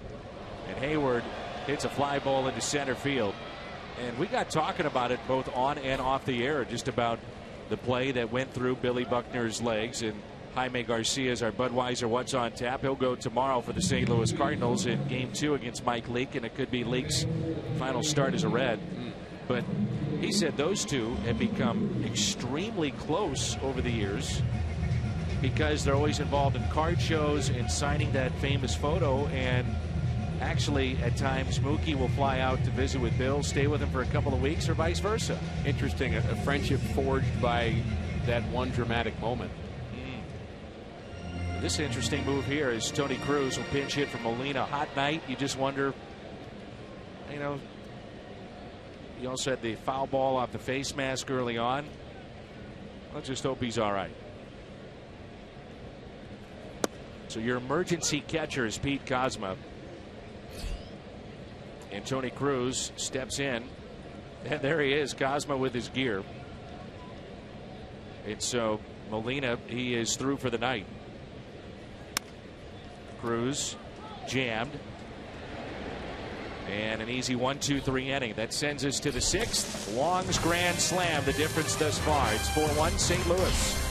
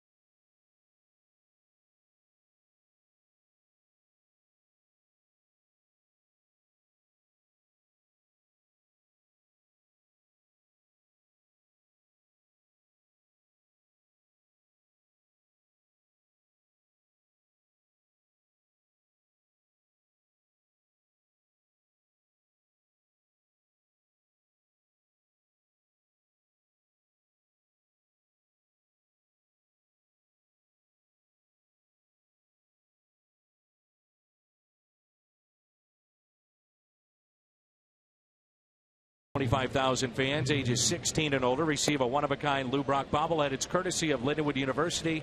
That bobblehead features Brock changing out of a Cubs jersey, revealing a Cardinals uniform underneath. Tickets at cardinals.com/promotions. The 6th inning on a warm evening here in St. Louis. A little bit anxious to hear the news on Yachty. We have no reason to think it's anything other than Tony Cruz just getting some innings here in this game on a hot day, and Yachty's caught a lot of innings, and yet it's at least some pause for concern until we hear the word on whether or not it's just Mike Matheny giving Yachty some time off. And a 1-0 pitch to Jay Bruce underway here in the top of the 6th. Bruce picked up an RBI in the 3rd, the lone run for Cincinnati. Kind of an interesting experience here at the ballpark before the game. The air conditioning was out at the ballpark early on, including in the Cardinals clubhouse. And it was in all the offices and throughout the stadium, and really a very hot, muggy day, and you just wonder about whether players may be getting overheated today. Wouldn't be a surprise. And another hit by pitch. Just barely got him. So the Cardinals have been hit twice, and now the Reds have been hit twice. And I think in all 4 instances, there's no purpose behind it. It's just one of those things. I agree. There's Brian Pena, bounced into a 6-4-3 double play back in the 3rd. Little check swing. Carpenter will go to second, out there, and no turn by Wong.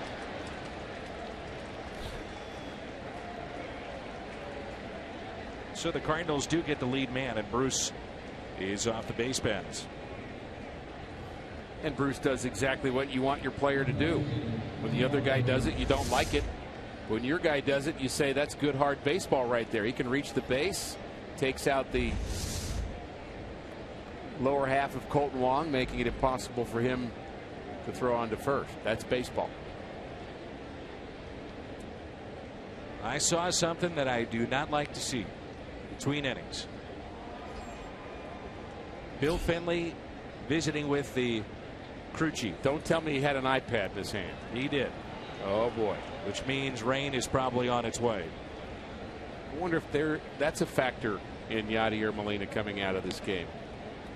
I'm not saying Bill Finley took him out, but if the Cardinals expect a delay to come, maybe they just jumped ahead a bit.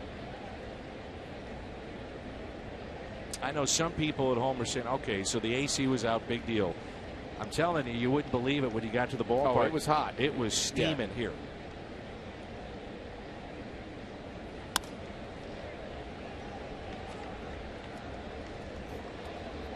All right. Here is the official word from the St. Louis Cardinals.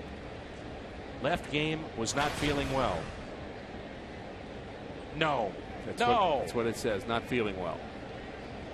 Okay, we got it. That's the official word.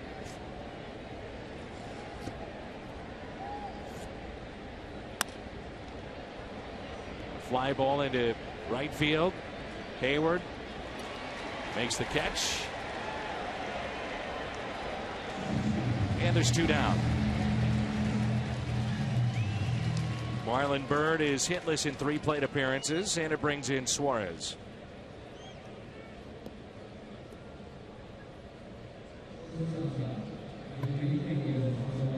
Suarez has singled to right and grounded out to short.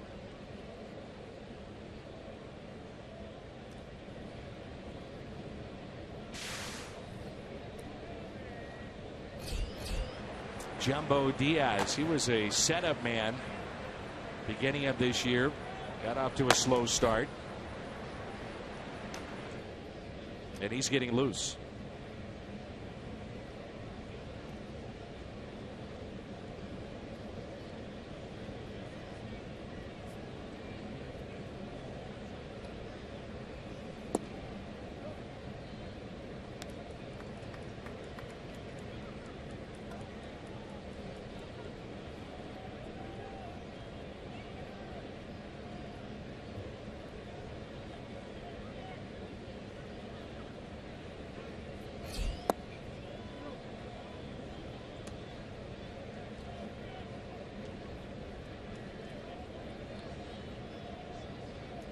2-0 the count. 2 outs, runner at second base.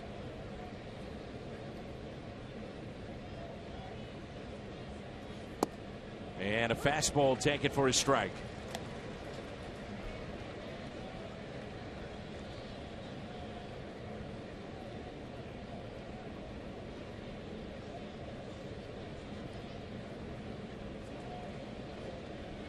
The 2-1 pitch. Grounded left side, taken there by Carpenter. And that will send us to the bottom of the 6th. Wong's grand slam, the difference so far. It's 4-1 St. Louis.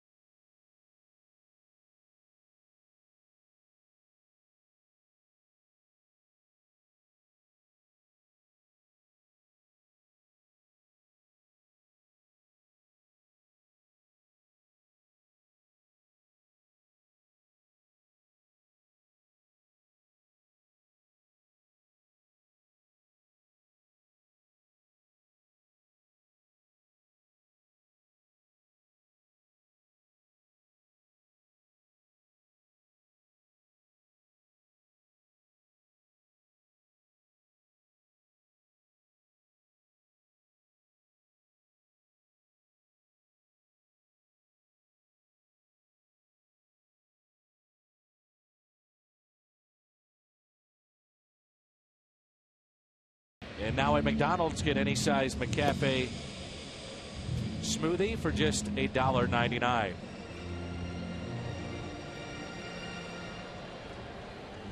That baseball right there, in the eye of Big Mac land, that's a Matt Holliday special from BP today. You know, I just wonder about Molina with the heat, as we've talked about, but also about the foul ball. And you mentioned it right away. It caught him square. And he's had it happen a few times. And, you know, hearing Mike Matheny talk about that, and we're just speculating. We don't really know why Yachty doesn't feel well, and we'll find out soon enough. But certainly it's one of the perils of catching, that you take all those foul balls off your mask. And you know, let's put it this way, that's not going to help him feel better. No. And Matheny talks a lot about the jarring that he took over the years. And you were very close to Mike when he first got done playing. I was. And I know some of those times were very scary for him and for his family and friends. He was very foggy and was dealing with kind of the post-concussion reality, and it was not just a little thing. I mean, his memory wasn't great, and he talks openly about this. And memory wasn't great, and concentration wasn't very good. He's a smart guy. We know that about him. But the brain just wasn't working right for me. And I would say it took, I know, more than a year, but probably more like 2 years for him to kind of start to feel normal again. And he couldn't work out the way he wanted to work out. His body wouldn't react to it. Scotty hits it sharply back to Iglesias for the out.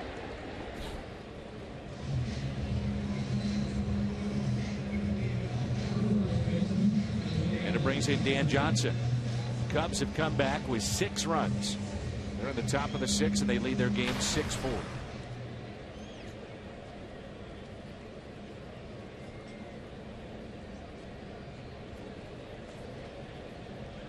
Lead in the Central for the Cardinals at the start of play tonight. 6 games in front of Pittsburgh.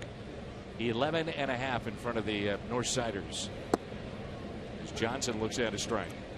And a different shift this time. I wonder what makes you decide to take Frazier and put him keep him on the left side of the infield where they have him now.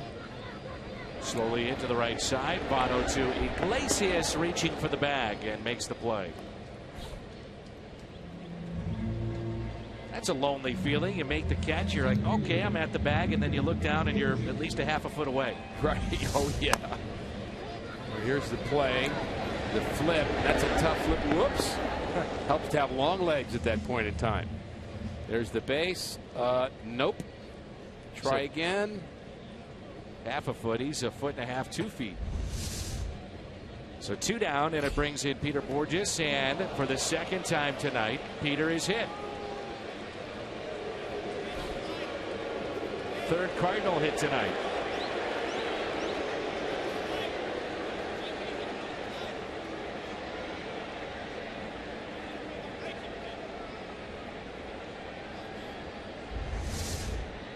Well, this is just a spinner that gets away, and I don't believe this was intentional either, but you got the feeling that the home plate umpire, Marty Foster, had said, well, look, this is 5 of them. This is enough.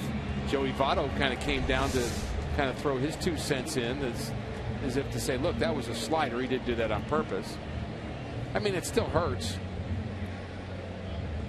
But again, I don't think any of these have come with a purpose. I don't think so.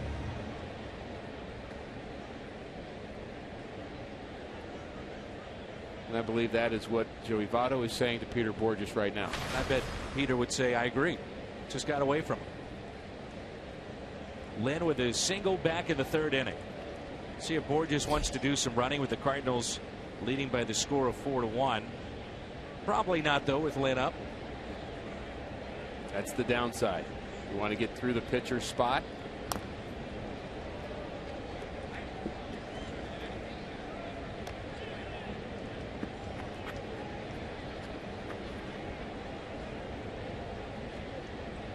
Maybe a minor point, Dan, but even if you do steal second base, the outfield is going to be so shallow for the pitcher, it doesn't really do what you want it to do anyway. Right. Put you in scoring position. Still tickets available to see Ozzie and Willie a week from tomorrow, part of our speaker series here at the ballpark. We'll be down on the warning track before heading upstairs to the air condition of the Redbird Club. Picture taken with the '82 World Series trophy. Everybody walking away with an autograph from both Willie and Ozzie. 90-minute Q&A. You'll be in an intimate setting. Cardinals.com/events. That's a week from tomorrow. Cardinals.com/events. We sold out the first night, and so popular, sold out in 12 hours. We opened it up for a second night. The schedule's worked out. I can't wait. Ozzie and Willie together. That's going to be some kind of fun.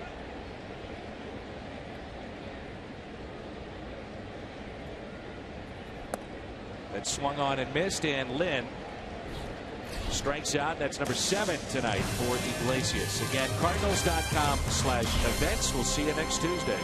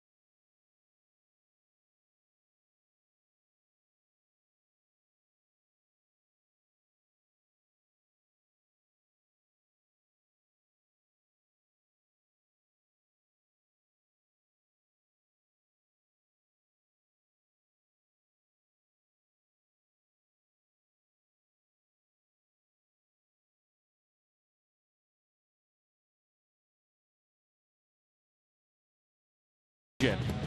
Every weeknight, don't miss MLB Whip Around on Fox Sports 1. Highlights, analysis, live look-ins from around Major League Baseball. MLB Whip Around, weeknight 6 Central on Fox Sports 1, streaming live on Fox Sports Go.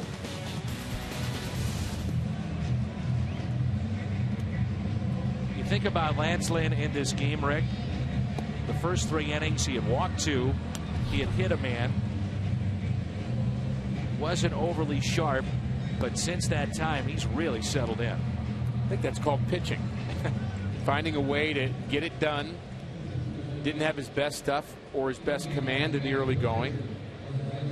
The velocity is good. I would say the stuff is good as far as that's concerned, but not, when I say having good stuff, I'm talking about a combination of velocity, sharpness of your pitches, and location. That's kind of the whole package. He didn't have it in the early going, but just 1 run. You mentioned what he was able to do in that 3rd inning. Jason Bourgeois will be the pinch hitter for Iglesias. Much more economical with the pitch count over the last 3 is Lance Lynn. It seemed like he's a little bit more compact in his delivery too. Are you seeing that? Yeah, and I think he's struggling to get the release point early on. Ground ball right side, base hit. Past the diving Dan Johnson, Bourgeois is aboard.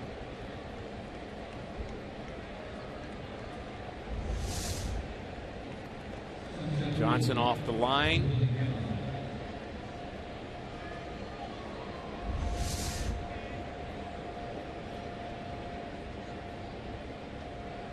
And now Billy Hamilton.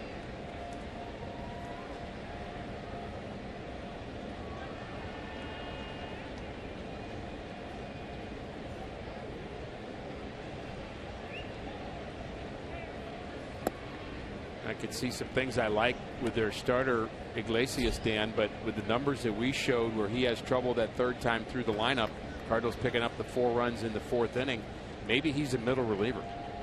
Maybe that's his future. If he's got the kind of arm that can do that, maybe a setup guy.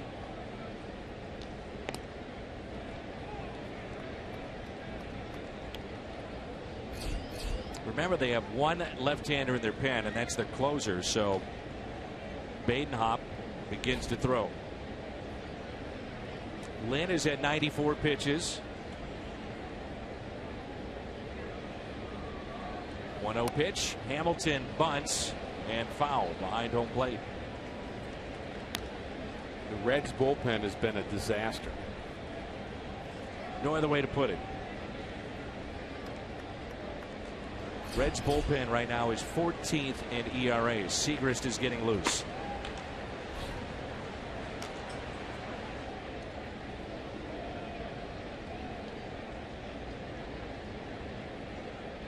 One pitch. Take it for a ball. So Iglesias 6 innings, 4 runs, the Wong grand slam, 6 hits, struck out 7, 95 pitches.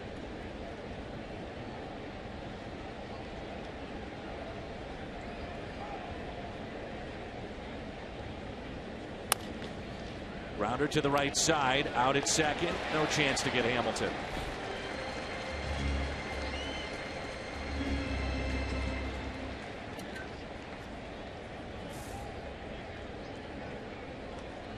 So the Cardinals will add to this. Most consecutive home games by the starters. 3 earned runs or fewer. This is since 1920. The Cardinals trying to make it 25 here tonight. You were part of that 87 team, were you not? I was. It was August through October, so that's Danny Cox and John Tudor having a lot to do with that. Joe McGrain.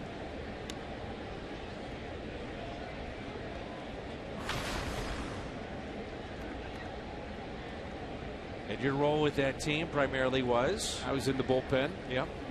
Cheerleader. Get a lefty out once a week. Pretty good gig, huh? Shake everybody's hand when the game is over. It's a good gig when you get him out. Oh, yeah, it is. Yeah. Just ask Randy Choate. He's out there. If you don't get him out, you don't get to keep the gig, I must say. Right. I experienced that eventually. But that 87 team really doesn't get as much attention as the 85 team does, but the 87 team was terrific. Yeah.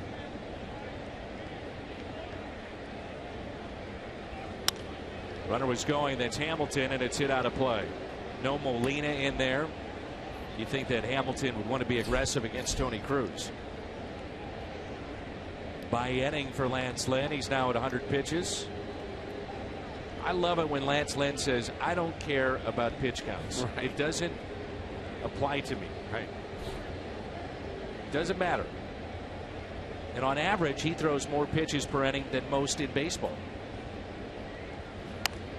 Defensive swing by Phillips.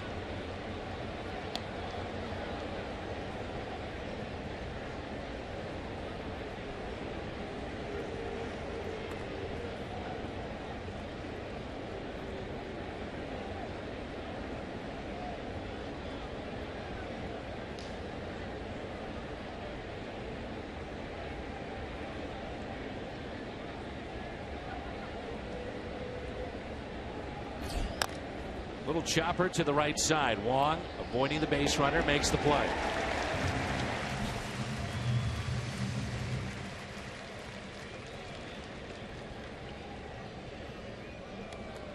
So now there's 2 outs, and Billy Hamilton, your runner at second base.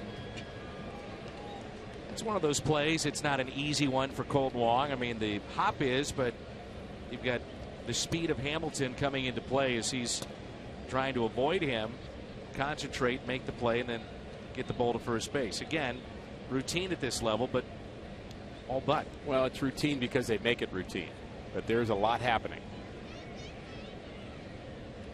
Remember when Albert Bell gave the old forearm shiver to Fernando Vina when he was with Milwaukee? I do remember that. That's why it's not as routine as you might think.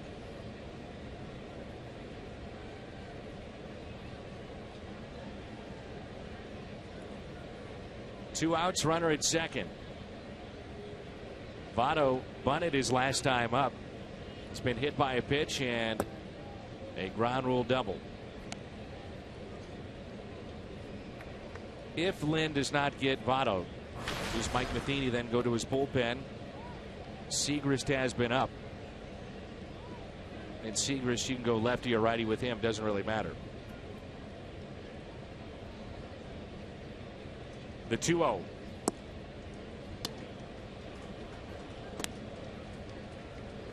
There's that look of Lance Lynn again, that disappointed look. I think you give him one more batter after Joey Votto.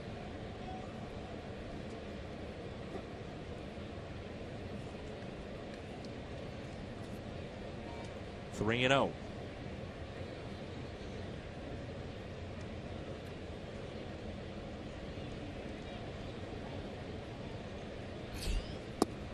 Three and 1. I think you make a good point about Lance Lynn. I think pitch counts don't matter as much with certain pitchers. And it's not just attitude. It's kind of the way you're built and the way your arm is. And it's not all about strength, too. It's about flexibility. And some guys can just throw all day. Misses on the outside corner. Third walk issued by Lynn. The tying run will come to the plate. Frazier leads the league in home runs with 27. Hamilton, Gordon, Altuve, and Blackmon. Most stolen bases in the major leagues this season. D. Gordon at 33, Hamilton at 46. Gordon just about set to rejoin Miami. This might be your game right here.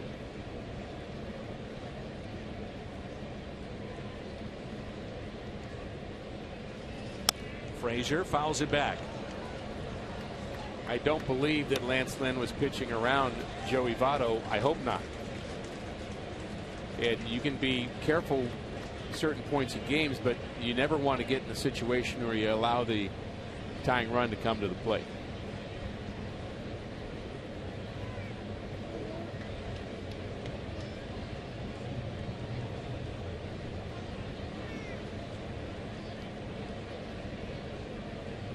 0-1 pitch.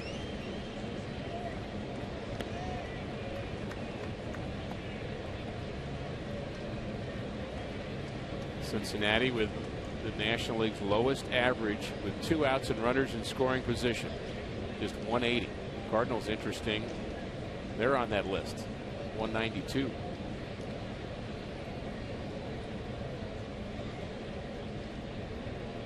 The 1-1. 2 balls, 1 strike. This becomes an awfully big pitch in this game right here. 2-1 hitters count and a power man at the plate. Cardinals home runs allowed fewest in the National League.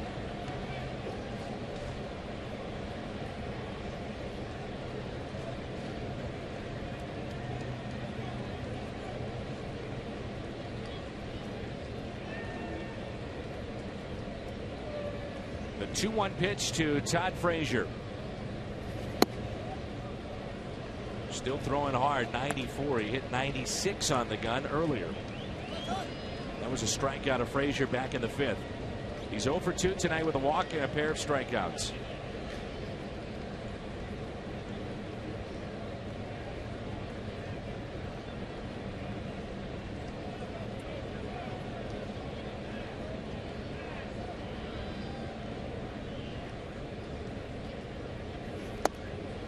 Three and 2.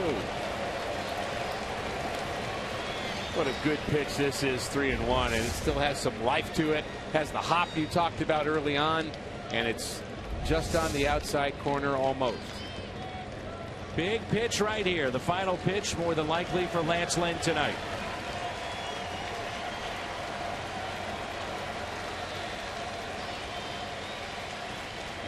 Runners will be off with this pitch on 3 and 2, 2 outs. Here it comes. Fouled back.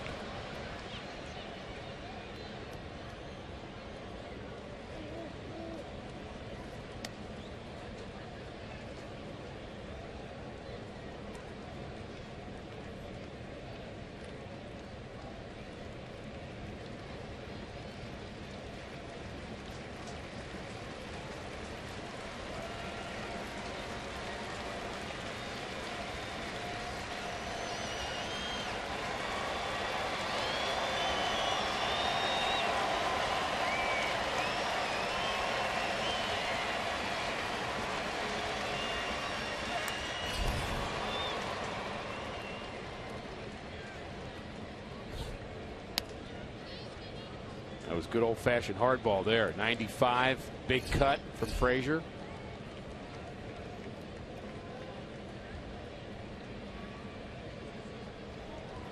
Seen a lot of pitches at the plate tonight from Lance Lynn.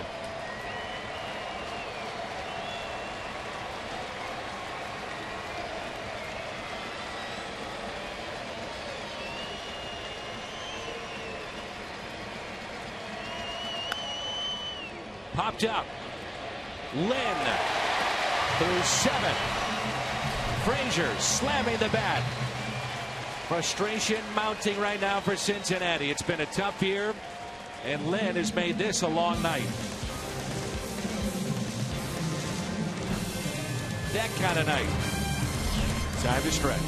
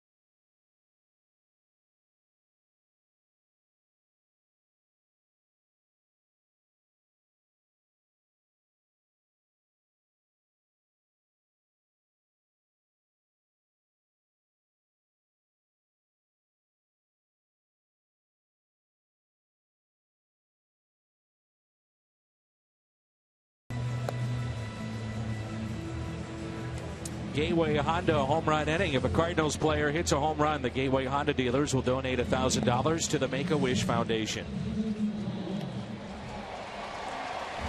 Burke Badenhop, our Chevy, called to the pen. This will be his 39th appearance as the rain has just started to fall between innings here at Busch Stadium.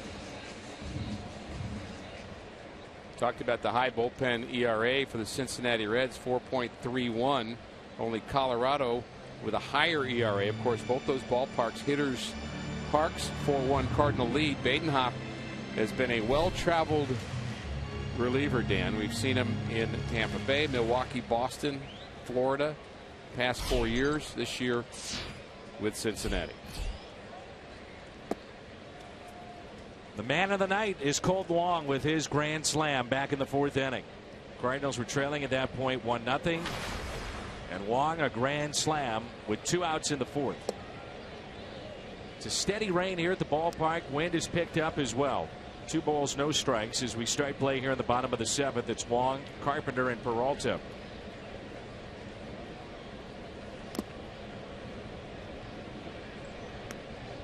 Last season, 12 home runs for Colt Wong, and already this year he's up to 11.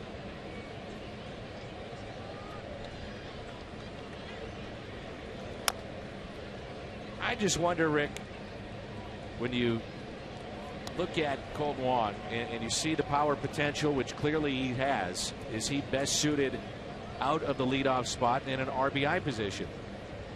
Well, I asked Mike Matheny that question about a month ago, and it's before he'd ever even been in the leadoff spot.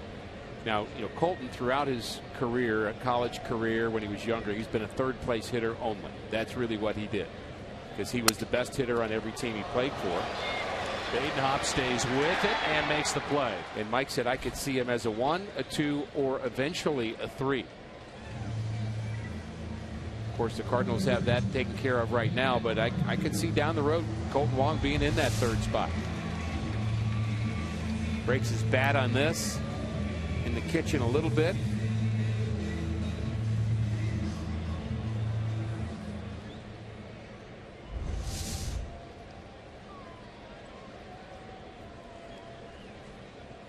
Pitcher's fielding, by the way, sometimes an adventure, isn't it?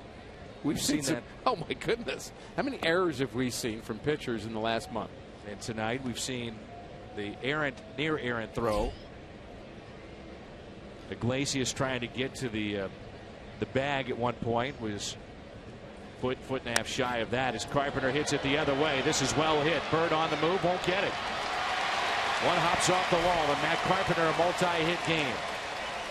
Slowly but surely seeing signs of Matt Carpenter getting back to where he was.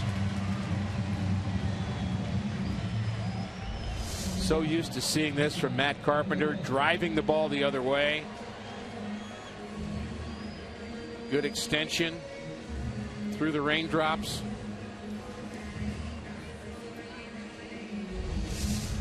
Nice to see.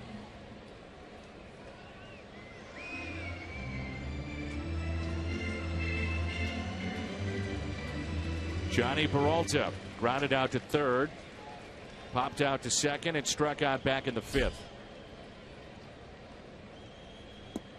Badenhop delivers a strike. Just a light mist right now here at the ballpark.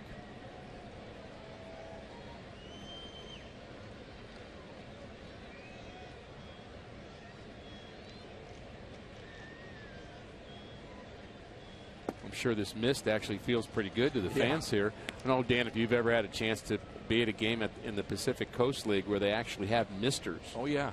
Yeah, they actually have. And they see them, they have them up in the stands where they'll actually kind of spray a mist somewhat like we're dealing with right here with the rain to keep the fans cooled off.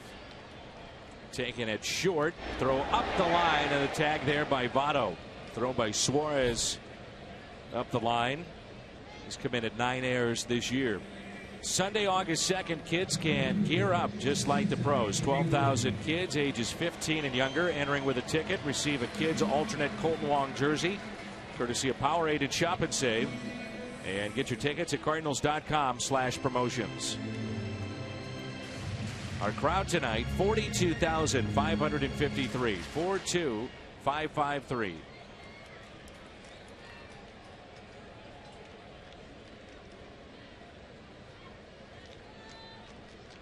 Here's Hayward. Lined out, grounded out, flied out.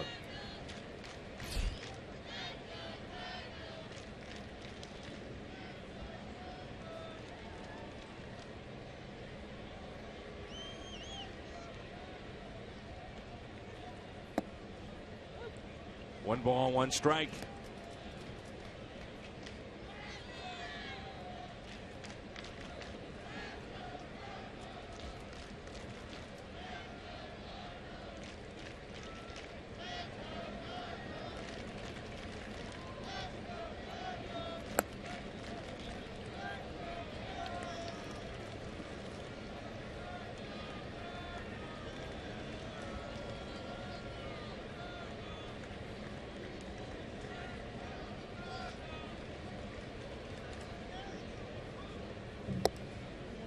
Way outside, 3-1. Tony Cruz on deck.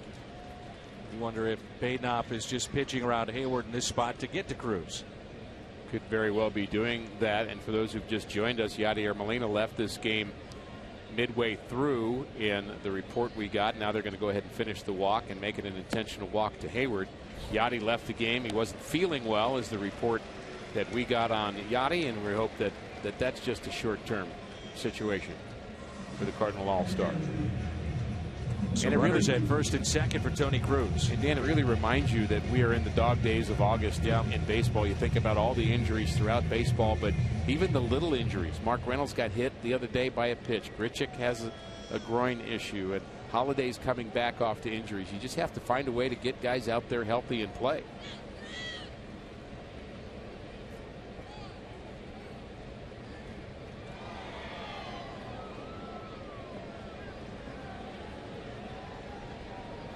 So 2 outs and 2 on for Tony Cruz. Grounded back to the pitcher first time up. That was in the 5th. Cruz chops it to short. Suarez makes the play. Sends us to the 8th. The Cardinals lead it 4-1.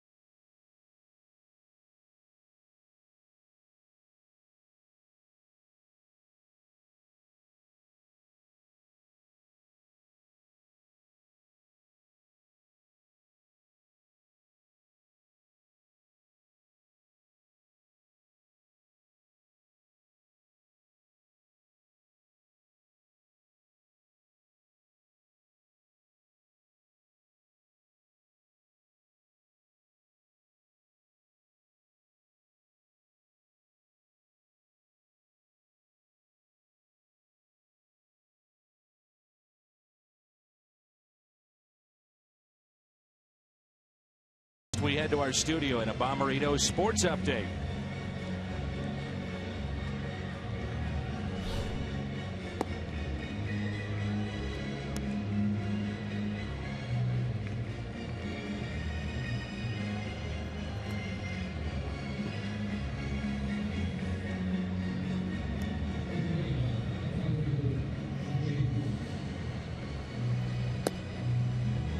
Kevin Segrist, our Chevy, called to the pen, his 51st appearance. And once again, the rain has picked up. The umpires are out in the outfield grass, actually looking like they're watching the weather around us. And Segrist is warmed up. He's set to go, and so are we here for the 8th inning. It's part of our Mazda game summary. 4-1 in favor of St. Louis. Iglesias 6 innings, gave up the grand slam to Colton Wong, and Lance Lynn 7 innings. For Lynn, only 5 hits.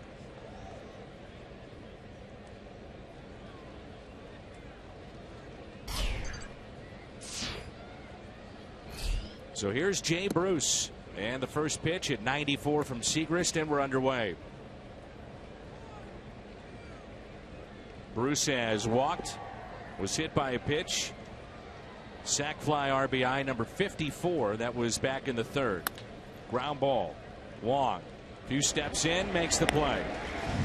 And so far the rain has not been an issue, but you worry about kind of the cumulative effects of it, and I think that's why the umpires are going to keep tabs on how the mound is and the infield, but right now it's not raining hard enough to really affect play. Here's Brian Pena, the switch hitting catcher. Struck out, hit into a fielder's choice, and also a double play. That was in the 3rd. Still will go back as a key moment in this game. Bases loaded, nobody out. And Cincinnati in the 3rd inning only picks up 1 run. And after that, Lynn got into a groove. He set down then the next 6 out of 7. And also had a bad feel at the time because Jay Bruce was at the plate, who has hit Lance Lynn so well, and we showed those numbers. And this Reds team, offense hasn't been their big problem, and they've got some guys we mentioned can hit home runs, and Jay Bruce is certainly one of them. Had 3 home runs going into this game against Lance Lynn, and Pena doesn't like that call.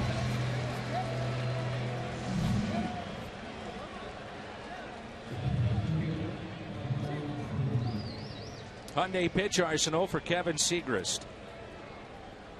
Going to see a lot of fastballs from Siegrist, a lot like Lance Lynn, using the changeup more this season.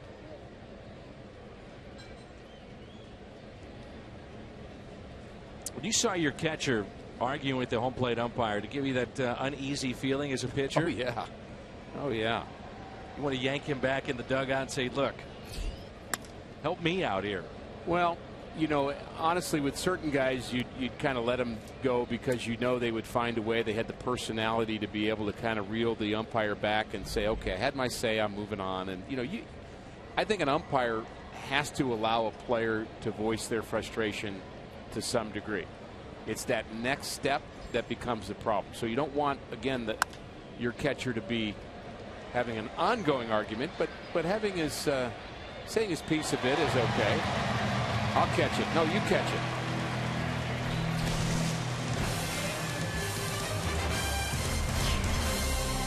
Gave the souvenir to the right one.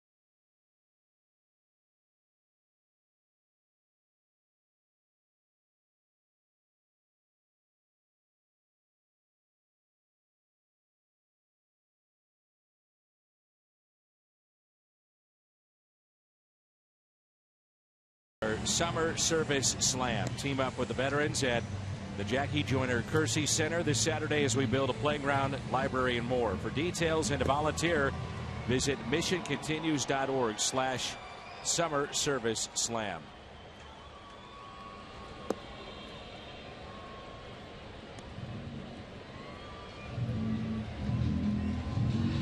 Jumbo Diaz is our Chevy call to the bullpen. And Dan, there was a time where they thought he would be the setup man for Brian Price and the Reds, but he just has not had the command and the consistency. St. Louis Cardinals baseball on Fox Sports Midwest is brought to you by Budweiser. Make a plan to make it home. And by Ford, the official cars and trucks of the St. Louis Cardinals.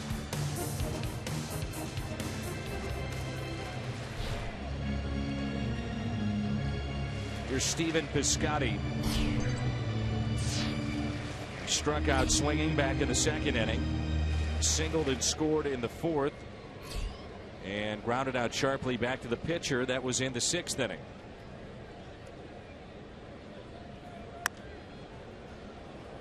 Say he's had a nice start to his major league career. Nothing spectacular, but he's contributing.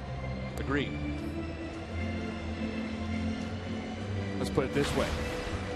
He looks like he belongs here. I was just going to say, it doesn't seem like he's overwhelmed. Right.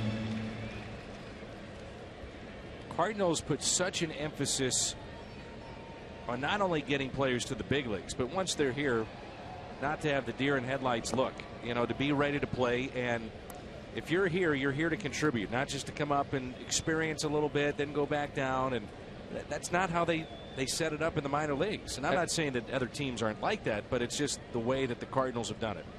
Had some funny conversations with Randall Grichuk about the way things used to be when rookies came up to the big leagues, that he found it almost comical.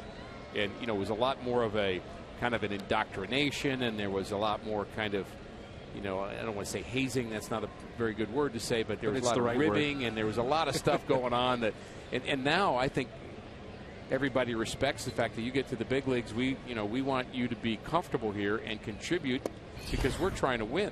Mm-hmm. And not that you didn't think that in the past, but there was a sense that that was part of a young player's development. I told Randall the time I got yelled at for a player for trying to buy some food or buy a drink at the hotel bar, and a veteran player screamed at me, "Who do I think I am, paying for my own food? You've got to be in this league a lot longer than you've been so far before you're allowed to open your wallet." And he fined me. So I got fined for opening my wallet. So the veterans wanted to take care of you. Exactly.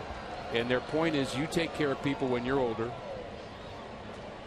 And Randall just thought that was kind of funny. It's not the way it is now.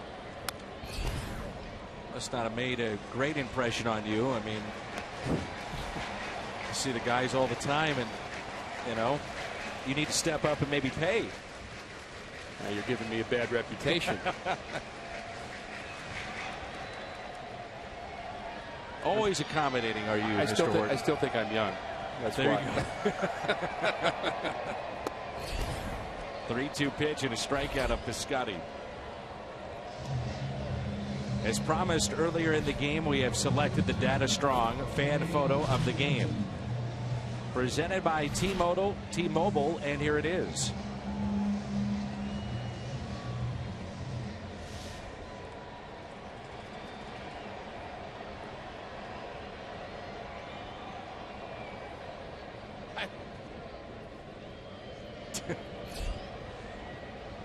Here's Johnson. I really enjoy those fan photos. And I know you do too. We look forward to it every night. You know, the fans love that opportunity. Oh, yeah. Put on that hat. And they love it when our cameramen and women pick them up during a game as well. Me too.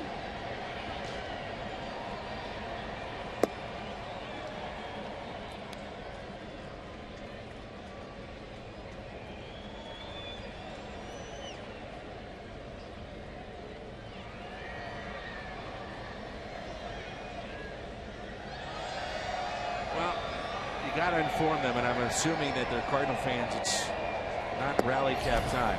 I hope they don't know something we don't know. But the Reds are going to mount a big comeback in the ninth inning because the rally caps are usually, although, you know, when you're a young guy at the ballpark and it's raining, hey, have fun, do what you want. And I know you're excited. The wave just began. You're a big fan of the wave. 2-2, misses inside to Johnson. Boy, and these fans got it going tonight.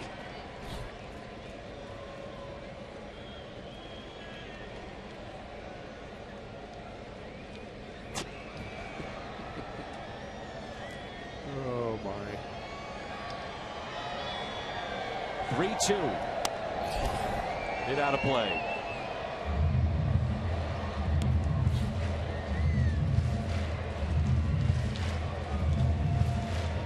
You're asked about it all the time, the wave.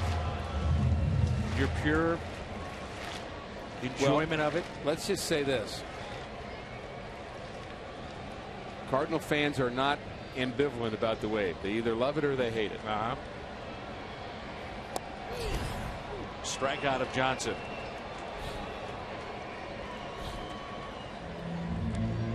The Sky Pride telecast presented by the authority of the St. Louis Cardinals. It may not be reproduced or retransmitted in any form, and the accounts and descriptions of this game may not be disseminated without the express written consent of the Cardinals.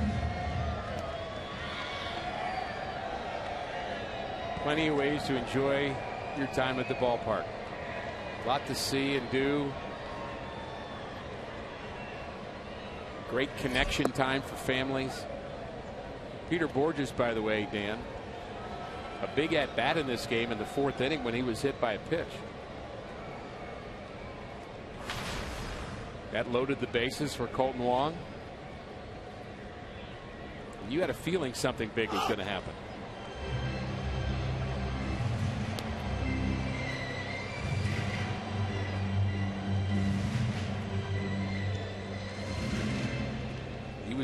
You know what? There's certain times when I watch Colton Wong, and you played this game a long time. You feel it. Yep. 0-2 pitch, and Votto will take it himself, and Borges retired. Sends us to the ninth. The 4-1 St. Louis lead.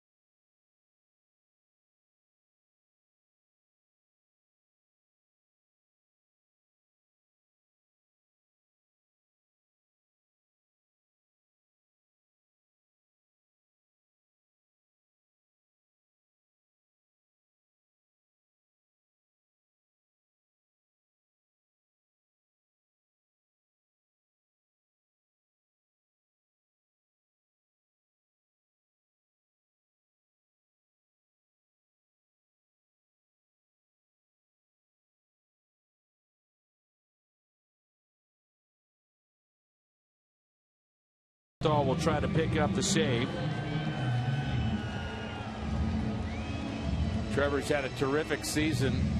ERA 1.75, 30 saves and 32 opportunities. And Trevor has been a little bit off, I would say, since the All-Star game. Not much, but he's found a way to get it done. First half, he was almost unhittable.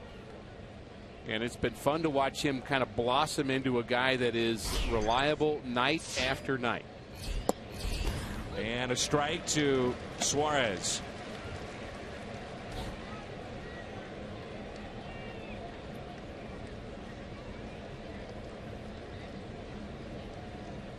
League leader in saves. And that pitch is hit out of play. So far this year is Melanson of Pittsburgh. He has 32. Rosenthal with 30. Kimbrel with 29, along with Storen of Washington. Kimbrel of San Diego, but for how much longer? Talk that he could be on the move. Good question. 0-2 pitch.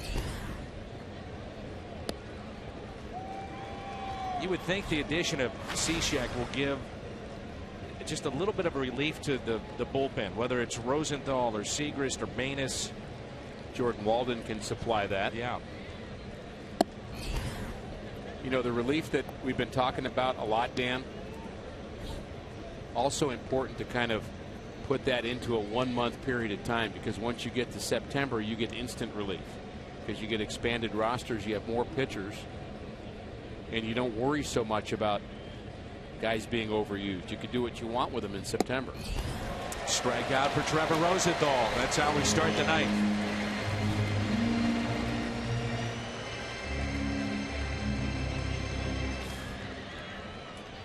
Call them our players of the game. Not one, but two. Presented by Budweiser. Lance Lynn and Colt Wong. Lynn is searching for another victory tonight. 7 innings, and Wong the grand slam.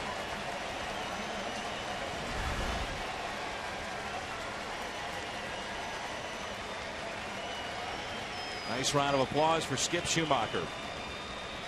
Love it.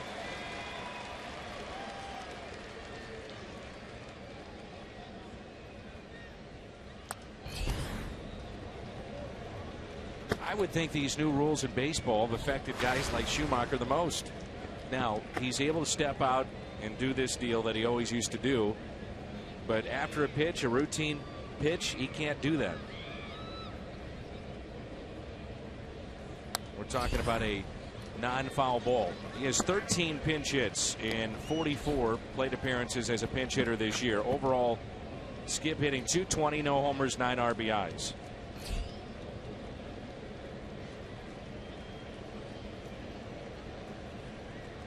.0-2 pitch to Schumacher. Not really out of the box. He's still doing the gyrations a bit, but he's in the box and ready to go. He's just quickened it up a bit. He has. The 1-2. Popped up into shallow left. Steven Piscotty, 2 down.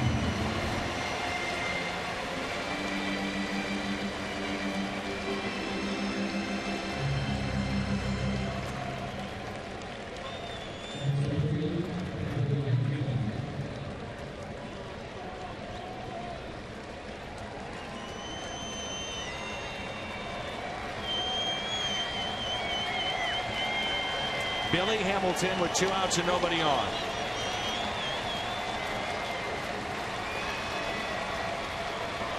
Been a nice crowd here tonight, hasn't it, Danny? Strike 1. Hamilton, a base hit to center, back in the 5th.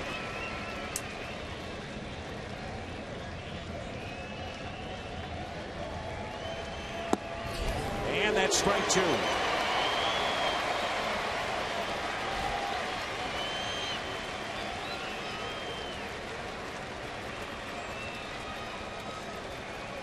Here's an 0-2 pitch from Rosenthal.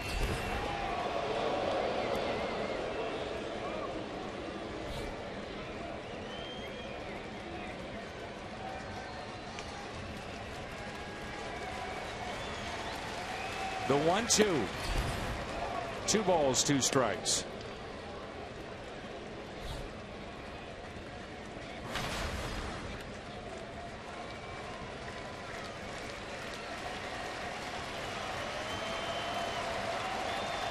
The 2-2. Ground ball hit to short. This should do it. Win number 64 for St. Louis. They're now 64-35. 37 wins here at Busch Stadium. 4-1 our final. Lance Lynn picks up win number 8. Colton Wong, the big hit of the game. The grand slam in the 4th inning.